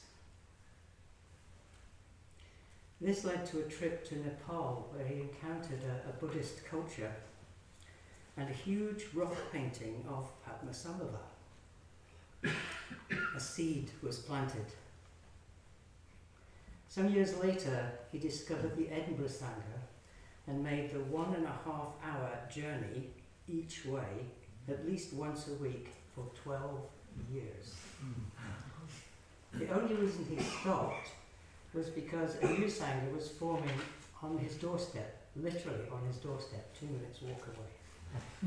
So he'd earned that in his 12 years.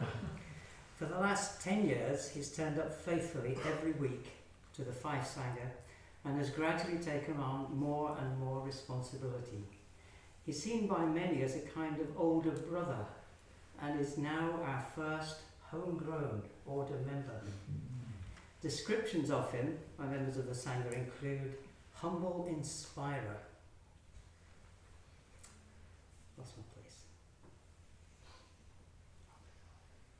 Solid, reliable, wise, caring, thoughtful. So he just turns up and does what needs to be done in his very unassuming, quiet way. 2.5 years ago, his marriage broke down suddenly and unexpectedly. He found a way to reach deeper into his trust in the three jewels. At the end of last year, he found himself abruptly retired. So he was alone and out of work, and he reached further into his faith, his trust, and he turned up for others. He still talks a lot about his rock climbing days, taking risks, facing dangers, but always with others. I like to think that in joining the order, he is continuing to do this, and now has a new climbing partner in Padmasambhava, holding his rope and guiding him. So, here we have Siddhartha. Siddhartha.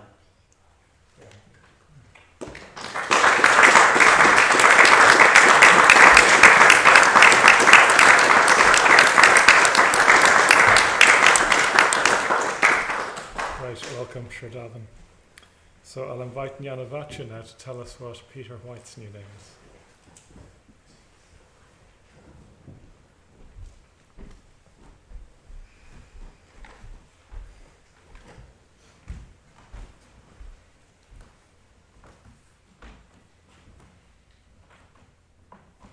So, yes, Peter White becomes Satyagosha. Satyagosha, he who has the voice of truth. So Satya, truth, has always been a strong value in the ex-speaker's life. Prior to finding the Dharma, he had a very high-flying career in the BBC, and dare I say an equally high-flying hedonistic life. But somehow through all of that, through those years, there was this value of truth, of integrity. And I think that that's seen him through those very worldly contexts. In some ways, it's what's brought him to the Dharma. It's certainly an important part of what's kept him practicing the Dharma, kept him wanting to deepen his Dharma life. So committing himself to realizing the highest truth is what he's doing today. That's what he's done today. The truth that goes beyond the delusion of a dualistic consciousness, of consciousness that separates and divides self from other. And Gosha is voice.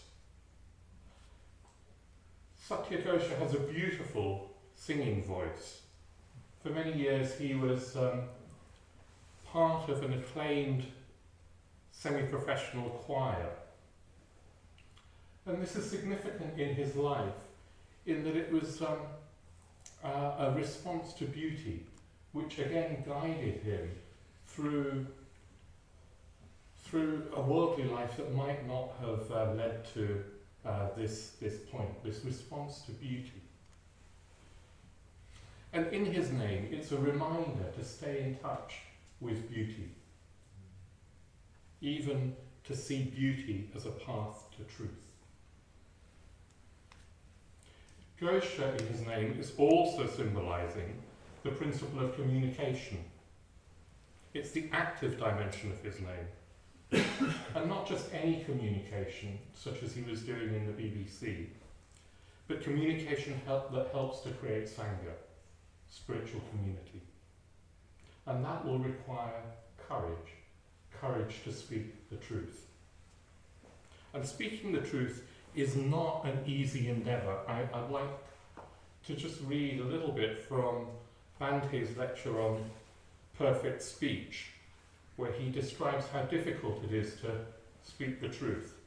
If we want to speak the truth in the full sense, or at least in the fuller sense than is usually understood, we must clarify our ideas. We must introduce some sort of order into this intellectual chaos of ours. We must know quite clearly, quite definitely, what we think, what we do not think, what we feel, what we do not feel, and we must be intensely aware. We must know what is within us, what our motivations are, what our drives are, and what our ideals are. This means that we have to be completely honest with ourselves. It means that we have to know ourselves. If we do not know ourselves in the depths as well as our heights, if we cannot penetrate into the depths of our own being and be really transparent to ourselves, if there is not any clarity or illumination within, then we cannot speak the truth. So Satyagosha already has many of the qualities, this clarity, this knowing himself well, that allows him to speak the truth. And his name is a whole path to speaking the truth more and more. Of course, at the highest level, the truth that he is aspiring to speak, to voice, to give voice to, is not different from beauty or from love, from the great love, as embodied in his sadhana practice, Srintara. So it's when he realizes that truth, when he fully realizes the highest truth and is able to embody it and give voice to it, he will really have become Satyagosha, he who has the voice of truth.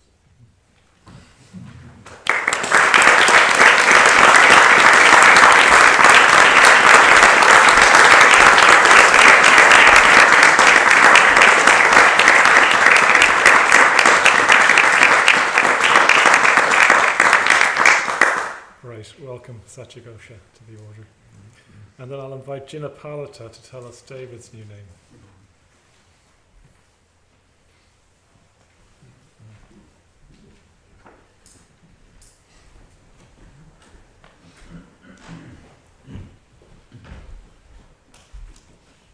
Wasn't expecting that, but good to see you.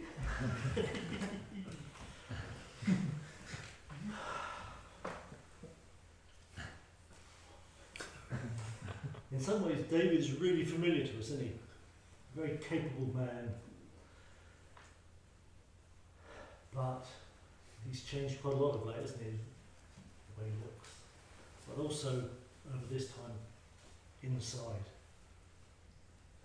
Yeah, that's where the real change has happened. So what's like a chrysalis that's beginning to open? Something new is coming out. And that new is named Akashaja. Akashaja.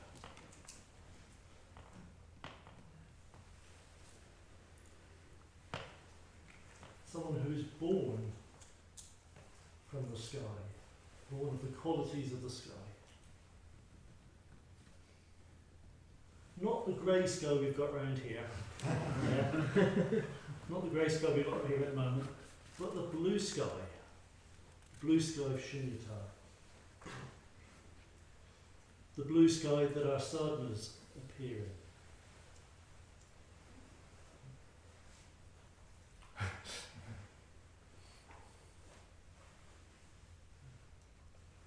It also means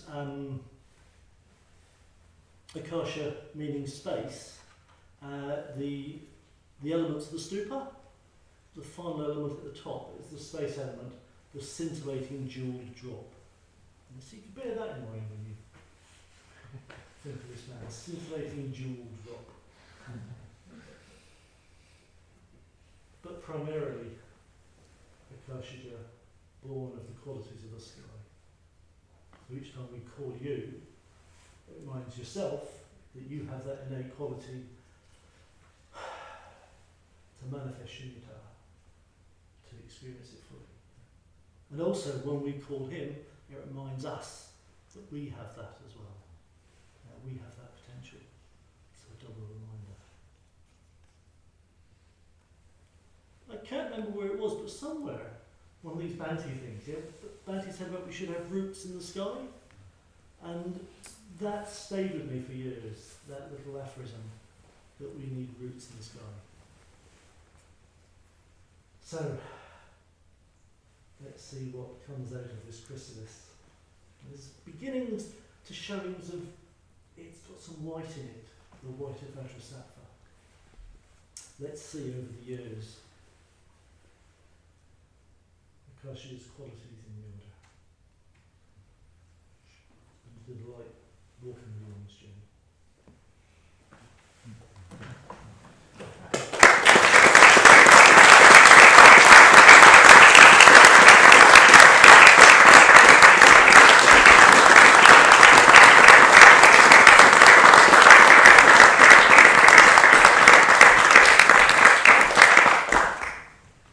Welcome, Akashaja. So I'll ask Satyaraja then to tell us what the other Peter's name, Peter Milton's new name is.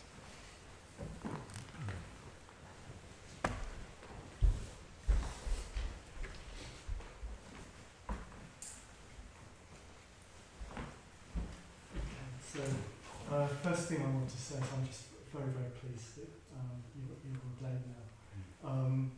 I've known ex-Peter for a long time. I've known him for about 20 years in Sweden, and I've seen him go through quite a lot of changes during that period. When I first knew him, he was a father with young children and living with his wife. Now he lives in a men's community in Stockholm, and his children are grown up, and he helps out a lot at the Stockholm Buddhist Centre. And it just occurred to me that he also comes from the north of Sweden, and in the north of Sweden there are mountains, and Peter's new name, his Buddhist name, is Achala Dyer, and Achala means steady, reliable, dependable, loyal. Achala Dyer is steady, reliable, dependable, loyal and responsible. And he brought all those qualities to his previous life, bringing up a family, and he works in a school as a teacher. But he's brought those qualities into his involvement with the Stockholm Buddhist Centre, where he helps out a lot, and he's very much appreciated. And he's always reliable, he always turns up, and he's always there to be at classes and so on, and people really connect with him.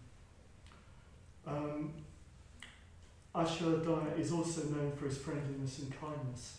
He's unfailingly helpful and generous with his time. He really gives his time freely. He's also extremely thoughtful towards others, and I've benefited a lot from his thoughtfulness, and I know that others have benefited too. And his name came very easily to me. It was as if it had always been there. It's a Pali name, so it emphasises his connection with the historical Buddha. And Achala means steadfast, immovable, stable, and more poetically, like a mountain. And Dyer means sympathy, kindness, compassion. And in early Buddhism, Dyer is the word that's most used for compassion. But there's a deeper meaning to Achala Dyer's name. Achala is also an epithet for Nibbana, for enlightenment. And in his case, I take it to mean that he's unmoved by worldly concerns, by the worldly winds of pleasure and pain, praise and blame, loss and gain, fame and infamy. And in going for refuge to three jewels, Achala Dyer is steadily moving away from his reliance on worldly concerns and basing his life more and more firmly on the Buddha, Dharma and Sangha. So there's a reminder then, a particular reminder when he gets back to Sweden, where worldly life is very much encompassing and very present. Achala Dyer has taken up the Akshobhya sadhana, and this has the same sort of significance. So Akshobhya's wisdom is the mirror-like wisdom, and nothing sticks to the mirror because there's no subjective bias to cloud his compassion, and so he's able to respond fully and appropriately to others. And so there's a whole path in Achala Dyer's name, from the steady kindness he already manifests all the way to Nibbana, all the way to enlightenment. And the Akshobhya practice he has received with his new name will guide him along the way. So Achala Dyer, he whose kindness is immovable.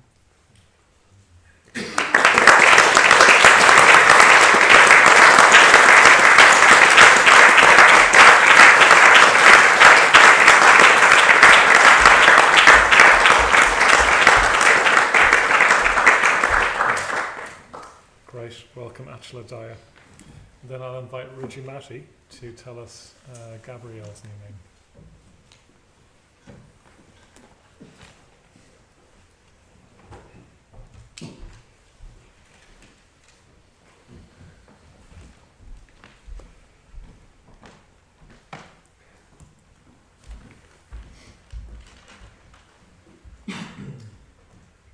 So, the old Gabriel Pujalas y Ferrer, to give him his full name, becomes Moksha Danu.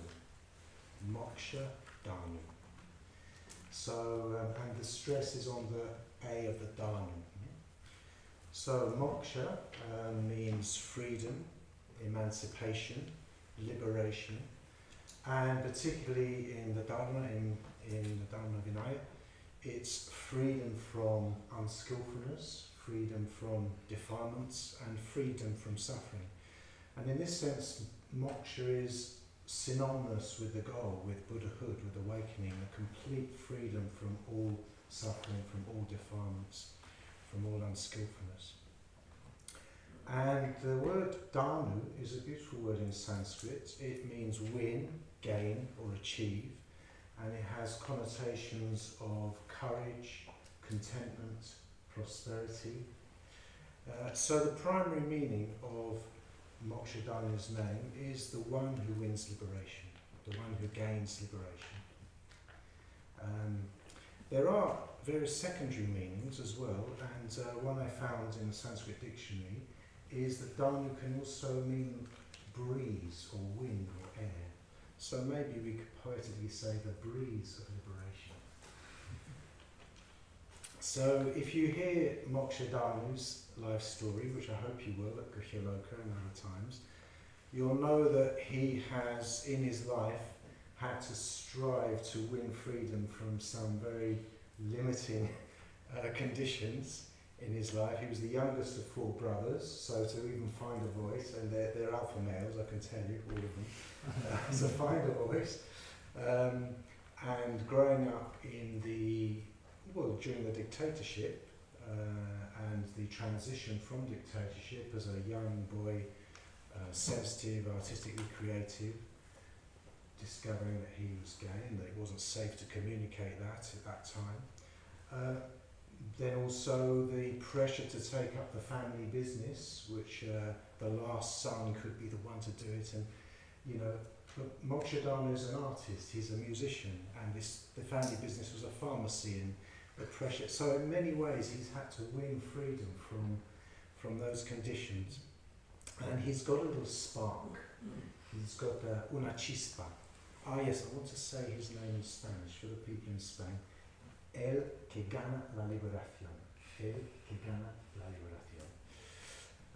So there's una chispa, a spark, which he calls his duendecito, which has helped him to win freedom, achieve that freedom in those oppressive conditions at times.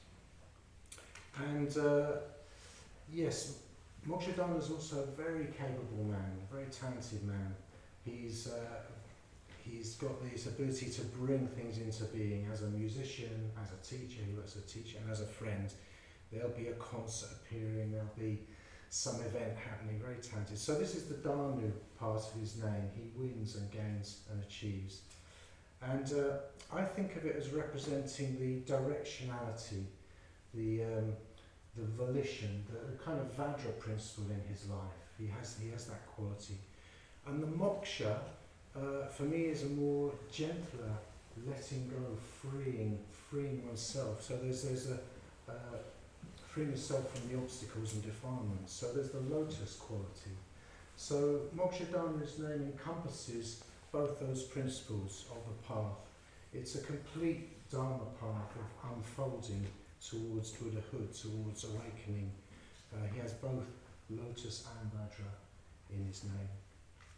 So of course the greatest of all limiting conditions that we all face is the limiting condition of being an unenlightened human being, with all that implies, the strain, the suffering. So Moksha Danu's Dharma work, Dharma task now is to win this liberation in the deeper sense for himself and for the benefit of all living beings. And his name is a reminder of this goal and of this journey and this path. So Moksha Danu.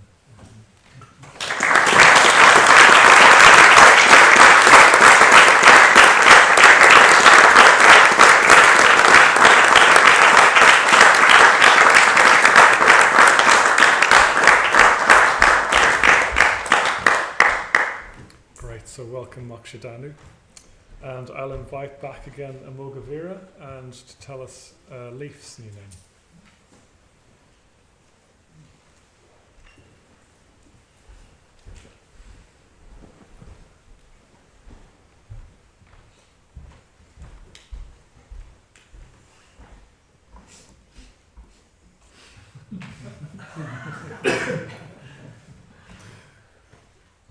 So, Leaf becomes Achala City. So we've got a mountain range beginning.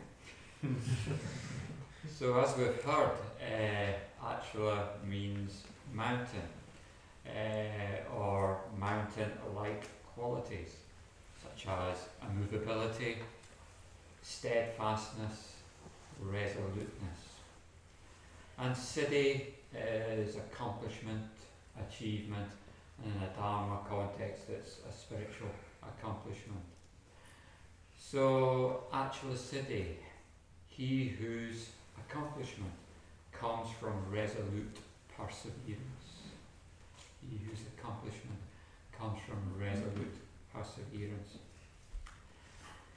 Last year, Leaf had a significant dream, a dream of ordination. And he dreamt that he was ordained by Yoda. I take it everyone's familiar with Yoda. So this took me aback a bit. Channeling a Jedi Master wasn't really part of the job description. I looked in the Preceptor's Handbook and it just wasn't there. But I did think, well, okay. I pondered and mused over what Yoda might have to say to the aspirant Leaf. This is what came. Trust the force of practice. You must. Strong in the force of practice are you.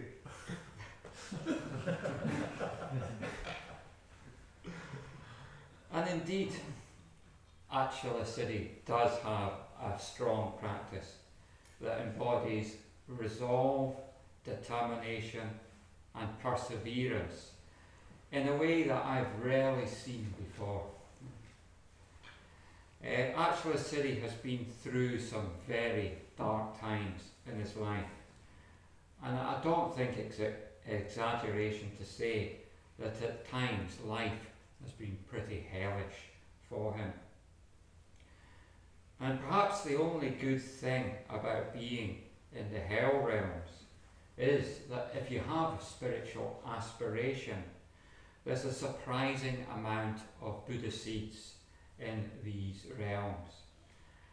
And I think that Achala Siddhi's indomitable resolve comes from someone who has experienced how bad samsara can be, and hell-bent on getting out of it and hell-bent on awakening.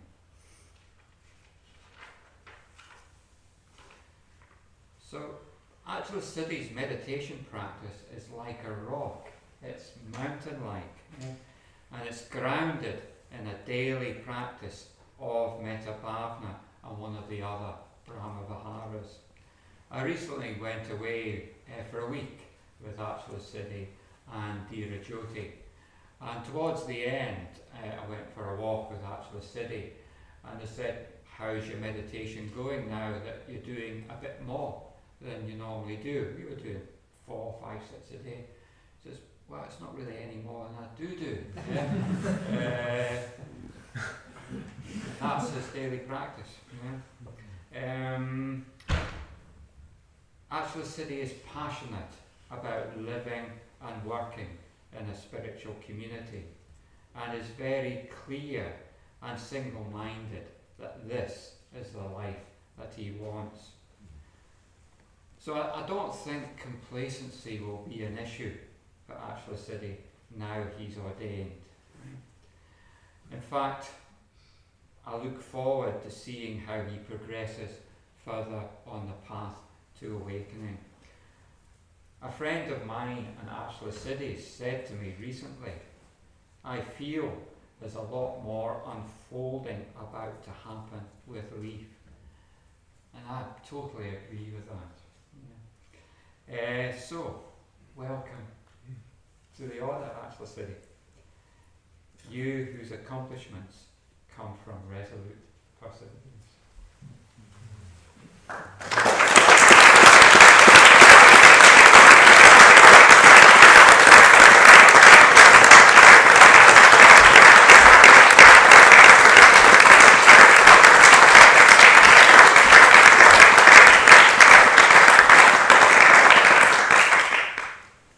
Great, welcome Achala Siddhi. And then I'll invite Riju Mitra to tell us Giles' new name.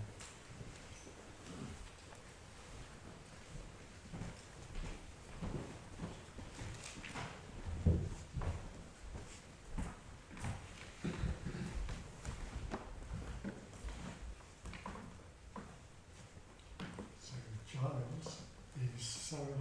Dyer. So this Dyer has a sort of an outer and an inner meaning. So I'll just go into both of those. Can be translated as who keeps what is essential to heart. He who keeps what is essential to heart. And over the years, I've known Giles for, I don't know, about 20 years, something like that. And although the path has been a little bit winding to ordination, what I've seen is that he's kept what is essential to heart. He's kept what is essential to heart, whether it's his family, his friendships, his work. That's always been there, as well as the exploration. Even in the winding path, there's been an exploration of himself in relationship to the world. So there's been a deepness to that. And I've just seen over the last three years or so how that's deepened into Dharma practice as well, in the interest of the Anapanasati. And it's been a delight for the roots to go down, more into the Dharma, which takes me on to the more sort of hidden meaning of it, which it could be translated as he whose heart is heartwood. He whose heart is heartwood. And when I was thinking about a name, it was heartwood that came to mind to me. It was a quality of heartwood. There's something about the resonance of a tree's heartwood. There's something about that which, what's the word I wrote down? Yeah, the resonance that rings true. There's a resonance that rings true. And in part the name was a celebration of your love for wood and woods. But deeper in that, there's a resonance that I hear more and more from your heart of love for the Dharma, love for the truth. And as the roots deepen into the Dharma, then the resonance of the heartwood will continue and broaden out. So, Sarahadaya.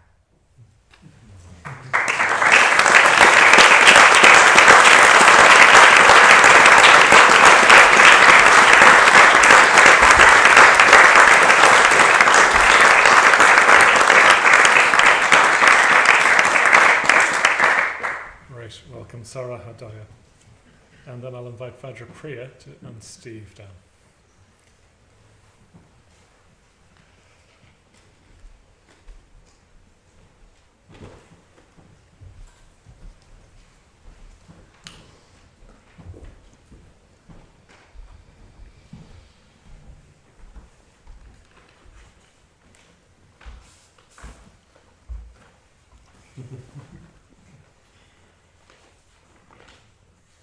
It is my great pleasure to introduce you to Akasha Pala. Akasha Pala. So, old Steve, if you've ever met him, well, as everyone in this room will know, he has a tremendous warmth and friendliness and open-heartedness and kindness, and he's very easy to love. He has a great band of people who love him fondly. He's at his most fulfilled when he can help people. He likes to do that in very practical ways, like cooking for them delicious vegan food. But also he's discovered that he can be very resourceful for people in states of psychological suffering. He really cares about people and wants to care for people. In the Buddha festival that he helps out on, he's the guardian of the welfare tent, and he finds a tremendous upwelling of positive emotion that comes when he's involved in that. And I think there is something of the guardian at heart, something of the protector even at heart. And this is the meaning of the word pala. Pala means guardian or protector. He's even built a bit like a pala. So Akashapala is the sort of man who, just through being himself, just through his presence, he helps other people in that situation feel more at ease. They feel more confident and relaxed. It's like he gives them the space to be themselves. He creates a safe space around him. And he's also the kind of man who doesn't easily polarize with people. He can see the both sides of any kind of argument, and he often ends up in the middle of other people's disagreements. So he has this spacious quality of heart and mind. And this is part of what helps him to be a protector. This spaciousness and openness is the gift that he brings into a situation. It's also a quality that helps protect his own mind. And actually, he's also a bit of a wanderer, a bit of a free spirit, and he loves the wild open spaces. So these are all qualities of akasha, of space. He has an affinity with the element of space. So he becomes Akashapala, he who is a protector of space. He who is a protector of space. So Akasha can simply mean space, so he's a protector of the physical spaces that he's involved in. But it also means that which is like space. So in other words, it's the space-like nature of the open heart, of the open mind, which he manifests. And ultimately, it's a metaphor for the completely open, completely radiant heart and mind of awakening. So Akashapala protects others with this spacious quality. He's protected by this quality himself. And by deepening into the space-like, spacious nature of the awakened heart and mind, that will be the ultimate refuge for him and for the people that he is protecting. So I introduce you to Akashapala.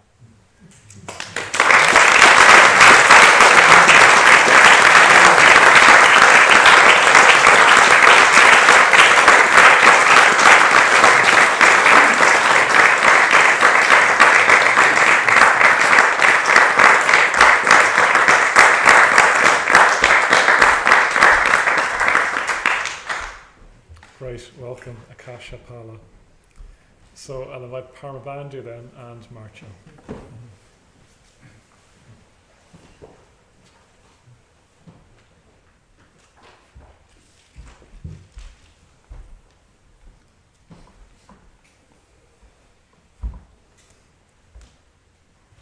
So, this fine man, I couldn't find the Sanskrit for rascal.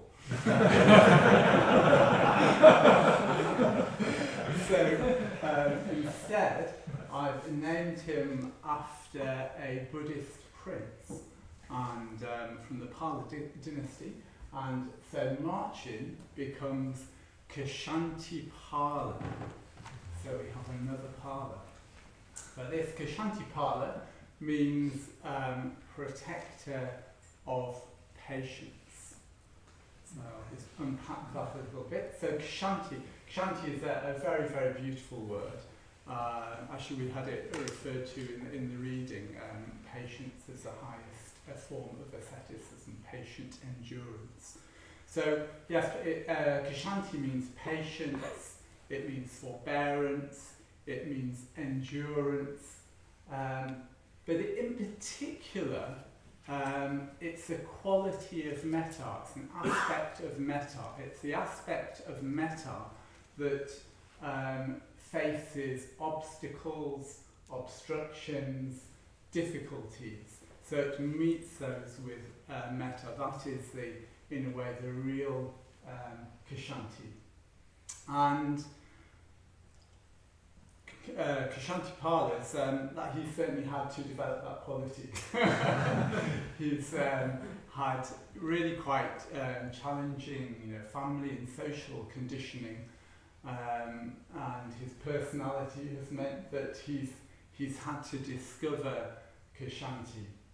But it's a very particular and special quality for him, because it actually links him to Bhante, because he received a special teaching about Kshanti from Bhante.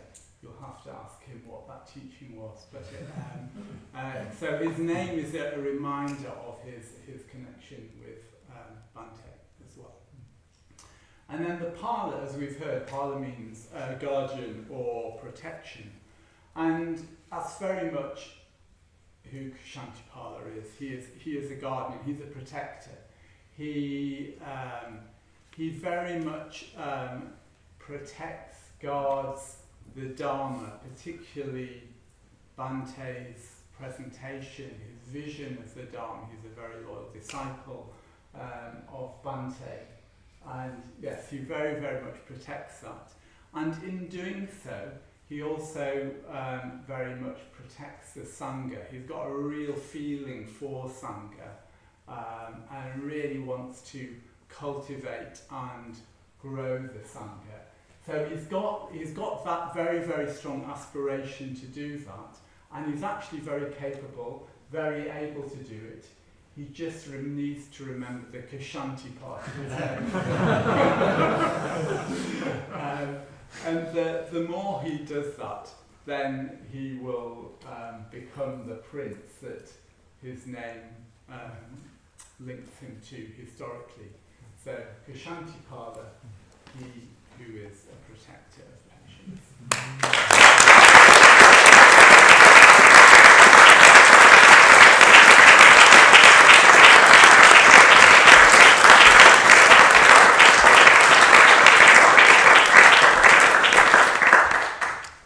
Welcome, Ksantipala. So I'll invite back Jnanavacha then to tell us Guillaume's new name.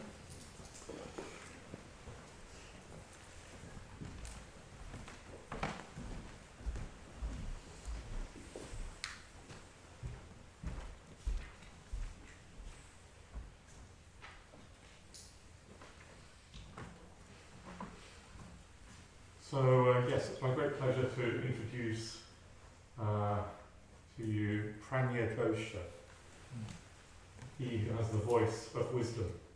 So the STM is Pranya Dosha.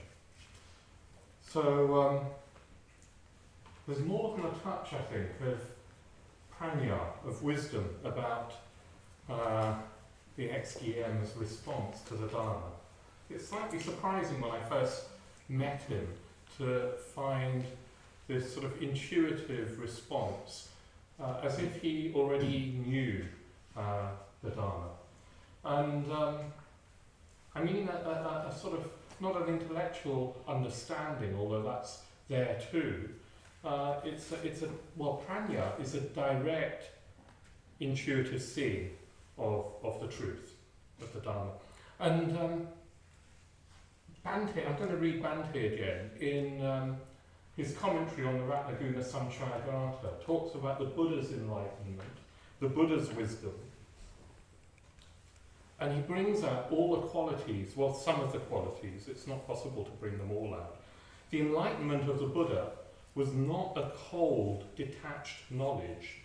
He saw with warmth, he saw with feeling. What is more, he saw everything as being pure, or shubha, which also means beautiful.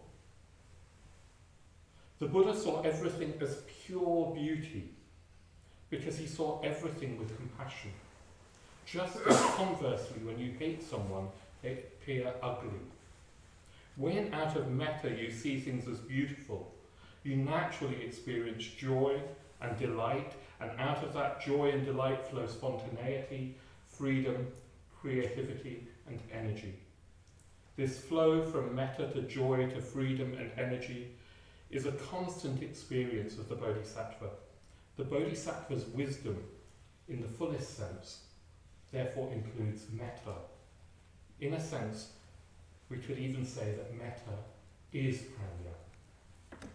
So with prajna gosha, you have many of those qualities.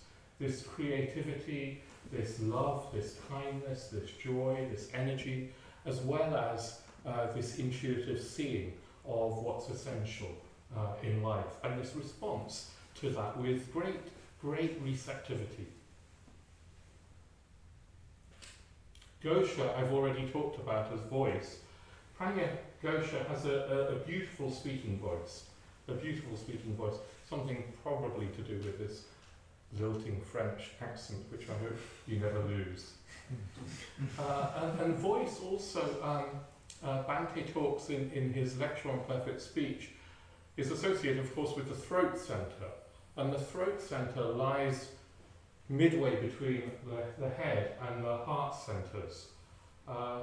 Midway, as it were, because it shares in, as it were, reason and understanding, but also in feeling and emotion. And there's a great deal of synthesis of those qualities in Prajna Gosha. There's a real synthesis of clarity and kindness and feeling and generosity. It's also, like as with Sakyagosha, the active dimension of his name, this principle of communication. And I want it to act as a reminder to you, Prajna Gosha, to have the courage to speak out, to keep speaking out with as much of that prajna, with as much of the wisdom and of the love as you can muster. And Bhante talks about communication not just in terms of the spoken word. He says that according to the Vajrayana, there are 3 levels of communication. There's verbal communication, there's communication through signs and symbols, and then there's mind-to-mind, direct mind-to-mind communication. And Prajna Gosha is already aware of and very receptive to both verbal and imaginative communication through signs and symbols. He has this a very alive, imaginative response to the Dharma. But as he practices more and more, as this purity of wisdom descends more and more, as he prays more and practices to Vajrasattva, his yidam, more and more of the prajna will descend. And as he is able to communicate from that wisdom, he'll become more and more Prajna Gosha, he who has the voice of wisdom.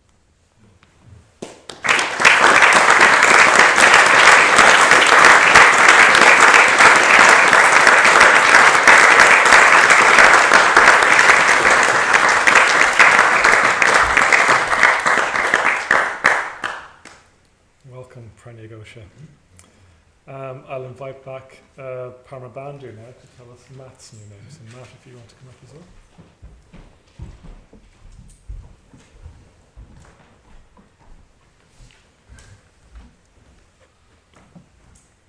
So, this fine man, Matt becomes Viryadeva. So Viryadeva means he who is a god of energy.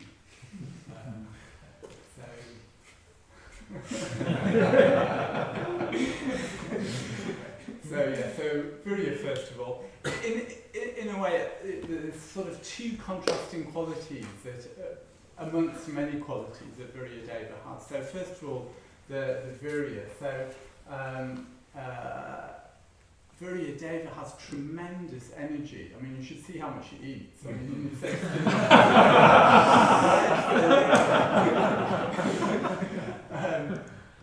some odds and but yeah, he's got tremendous energy. He's very competent, very capable. I believe he's already been a great boon to Croydon Centre, where he's not been very long. But yeah, he's got a real ability to put his energy behind things and to make things happen, to achieve ends. Virya, of course, is one of the perfections, and as is indeed is Kshanti, so they've got contrasting perfections. Virya is one of the perfections, and of course means energy in pursuit of the good, so it's skillful energy. And then the Deva part of his name, so Deva means God, and in particular this is partly referring to Virya Deva's mind. He's got quite a light on his feet mind. He's got a very bright, intelligent mind, but also his real love of meditation. He's got a real feel for meditation, a real feel for higher mental states, which is of course where the Devas live. So Virya Deva's work, in a way, is to bring these two things together. So he needs to find the right sort of energy when he's working in meditation, but also he needs to find how to bring this Deva quality into his outward activity, his altruistic activity. And then Deva also has a secondary meaning. So Deva also is used to mean king. And this is what Virya Deva is going to become. He's going to become a Dharma king. When he brings these qualities together, brings that refined mind, higher mental states into the pursuit of energy, into that sort of altruistic activity where he's very capable, where he's very able to get things done to influence other people for the good, then he becomes a Dharma king. He becomes Virya Deva, he who is the god of energy.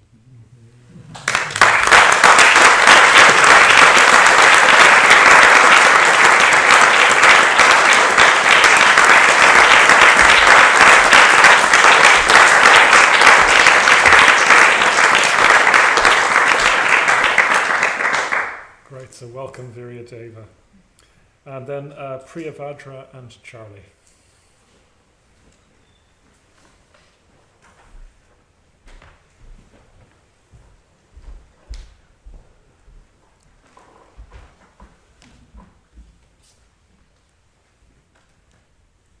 In front of the camera.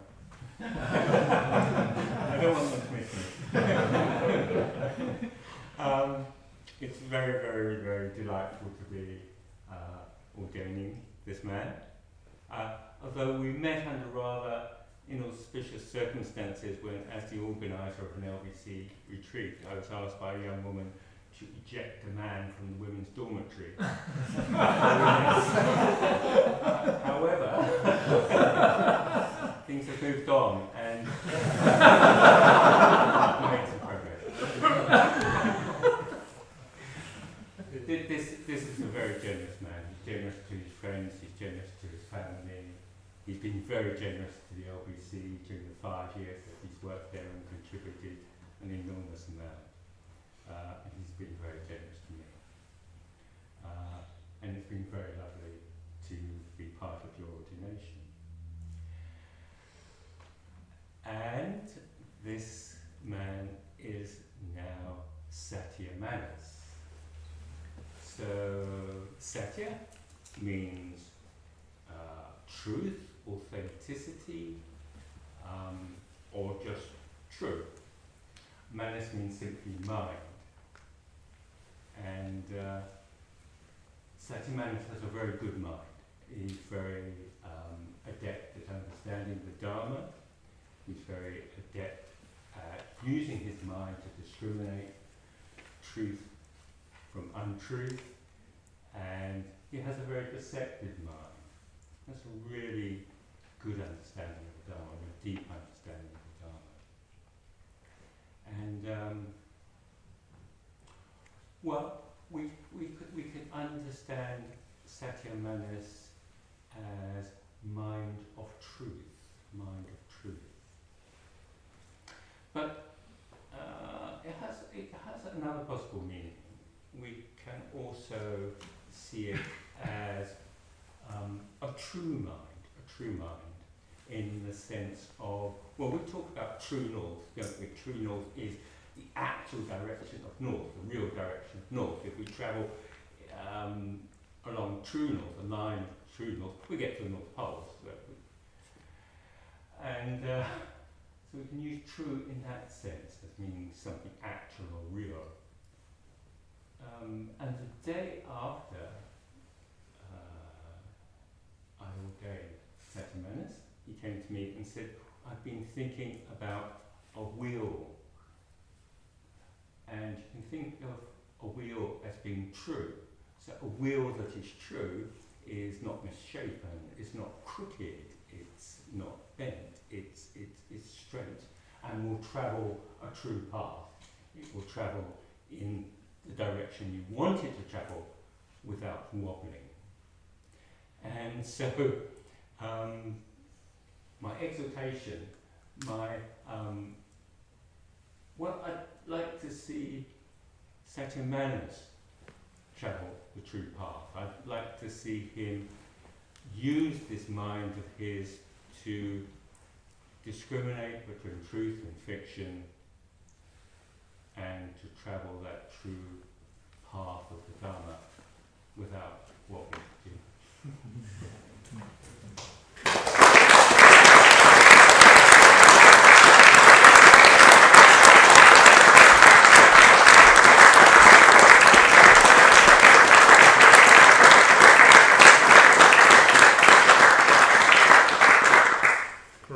Welcome, Satyamanus. And then finally, I'll invite Padmavajra and Arvid.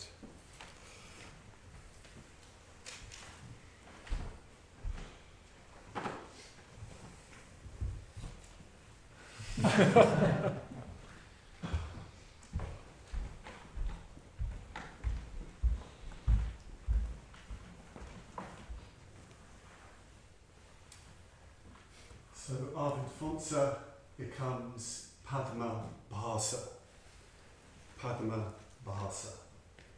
Padma, of course, is the lotus flower, which is a wonderful symbol in Buddhist tradition for purity and beauty and the sheer expressiveness and creativity of the enlightened state of reality itself.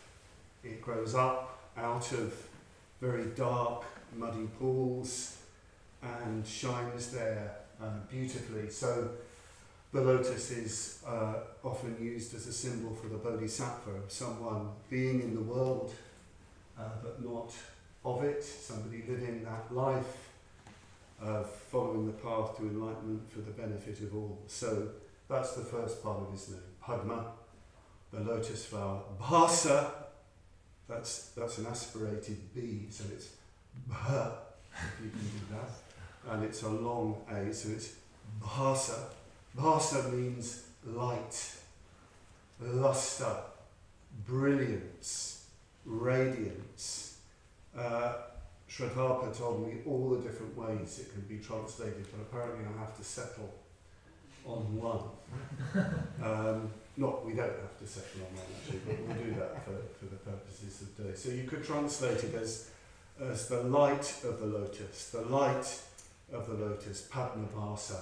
And of course, light, Bhasa, is also a symbol for enlightenment. We have the Suvarna Bha Sotama Puja that we've been chanting, the golden light puja. It's the light of reality that when it gets into you, you can't get it out, and it's going to expel all impurity, that golden light.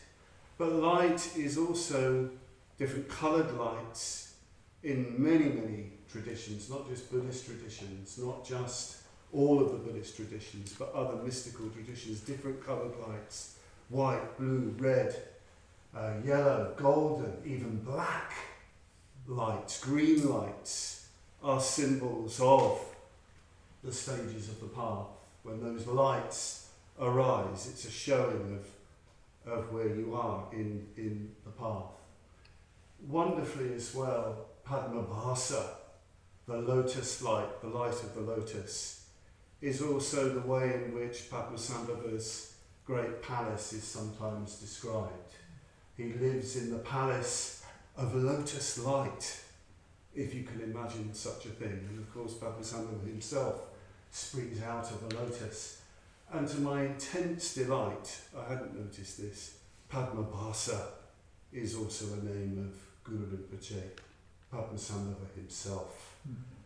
It's actually a bit fuller than that. It's Padmabhasa Jwala, but I'm glad I didn't give you that name, which is the lotus body of blazing light. But he can move on to that.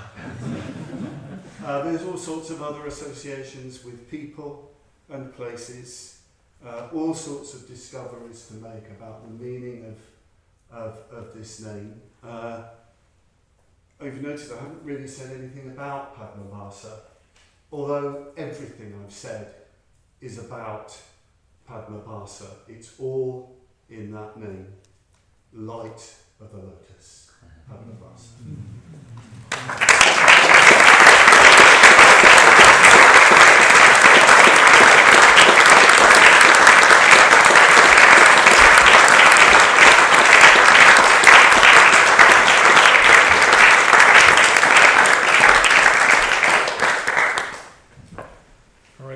Welcome, Padmabhasa.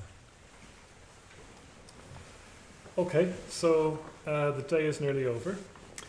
We've had many blessings and joy and auspiciousness, and I'm sure all that's happening here will ripple out into the universe in all kinds of ways.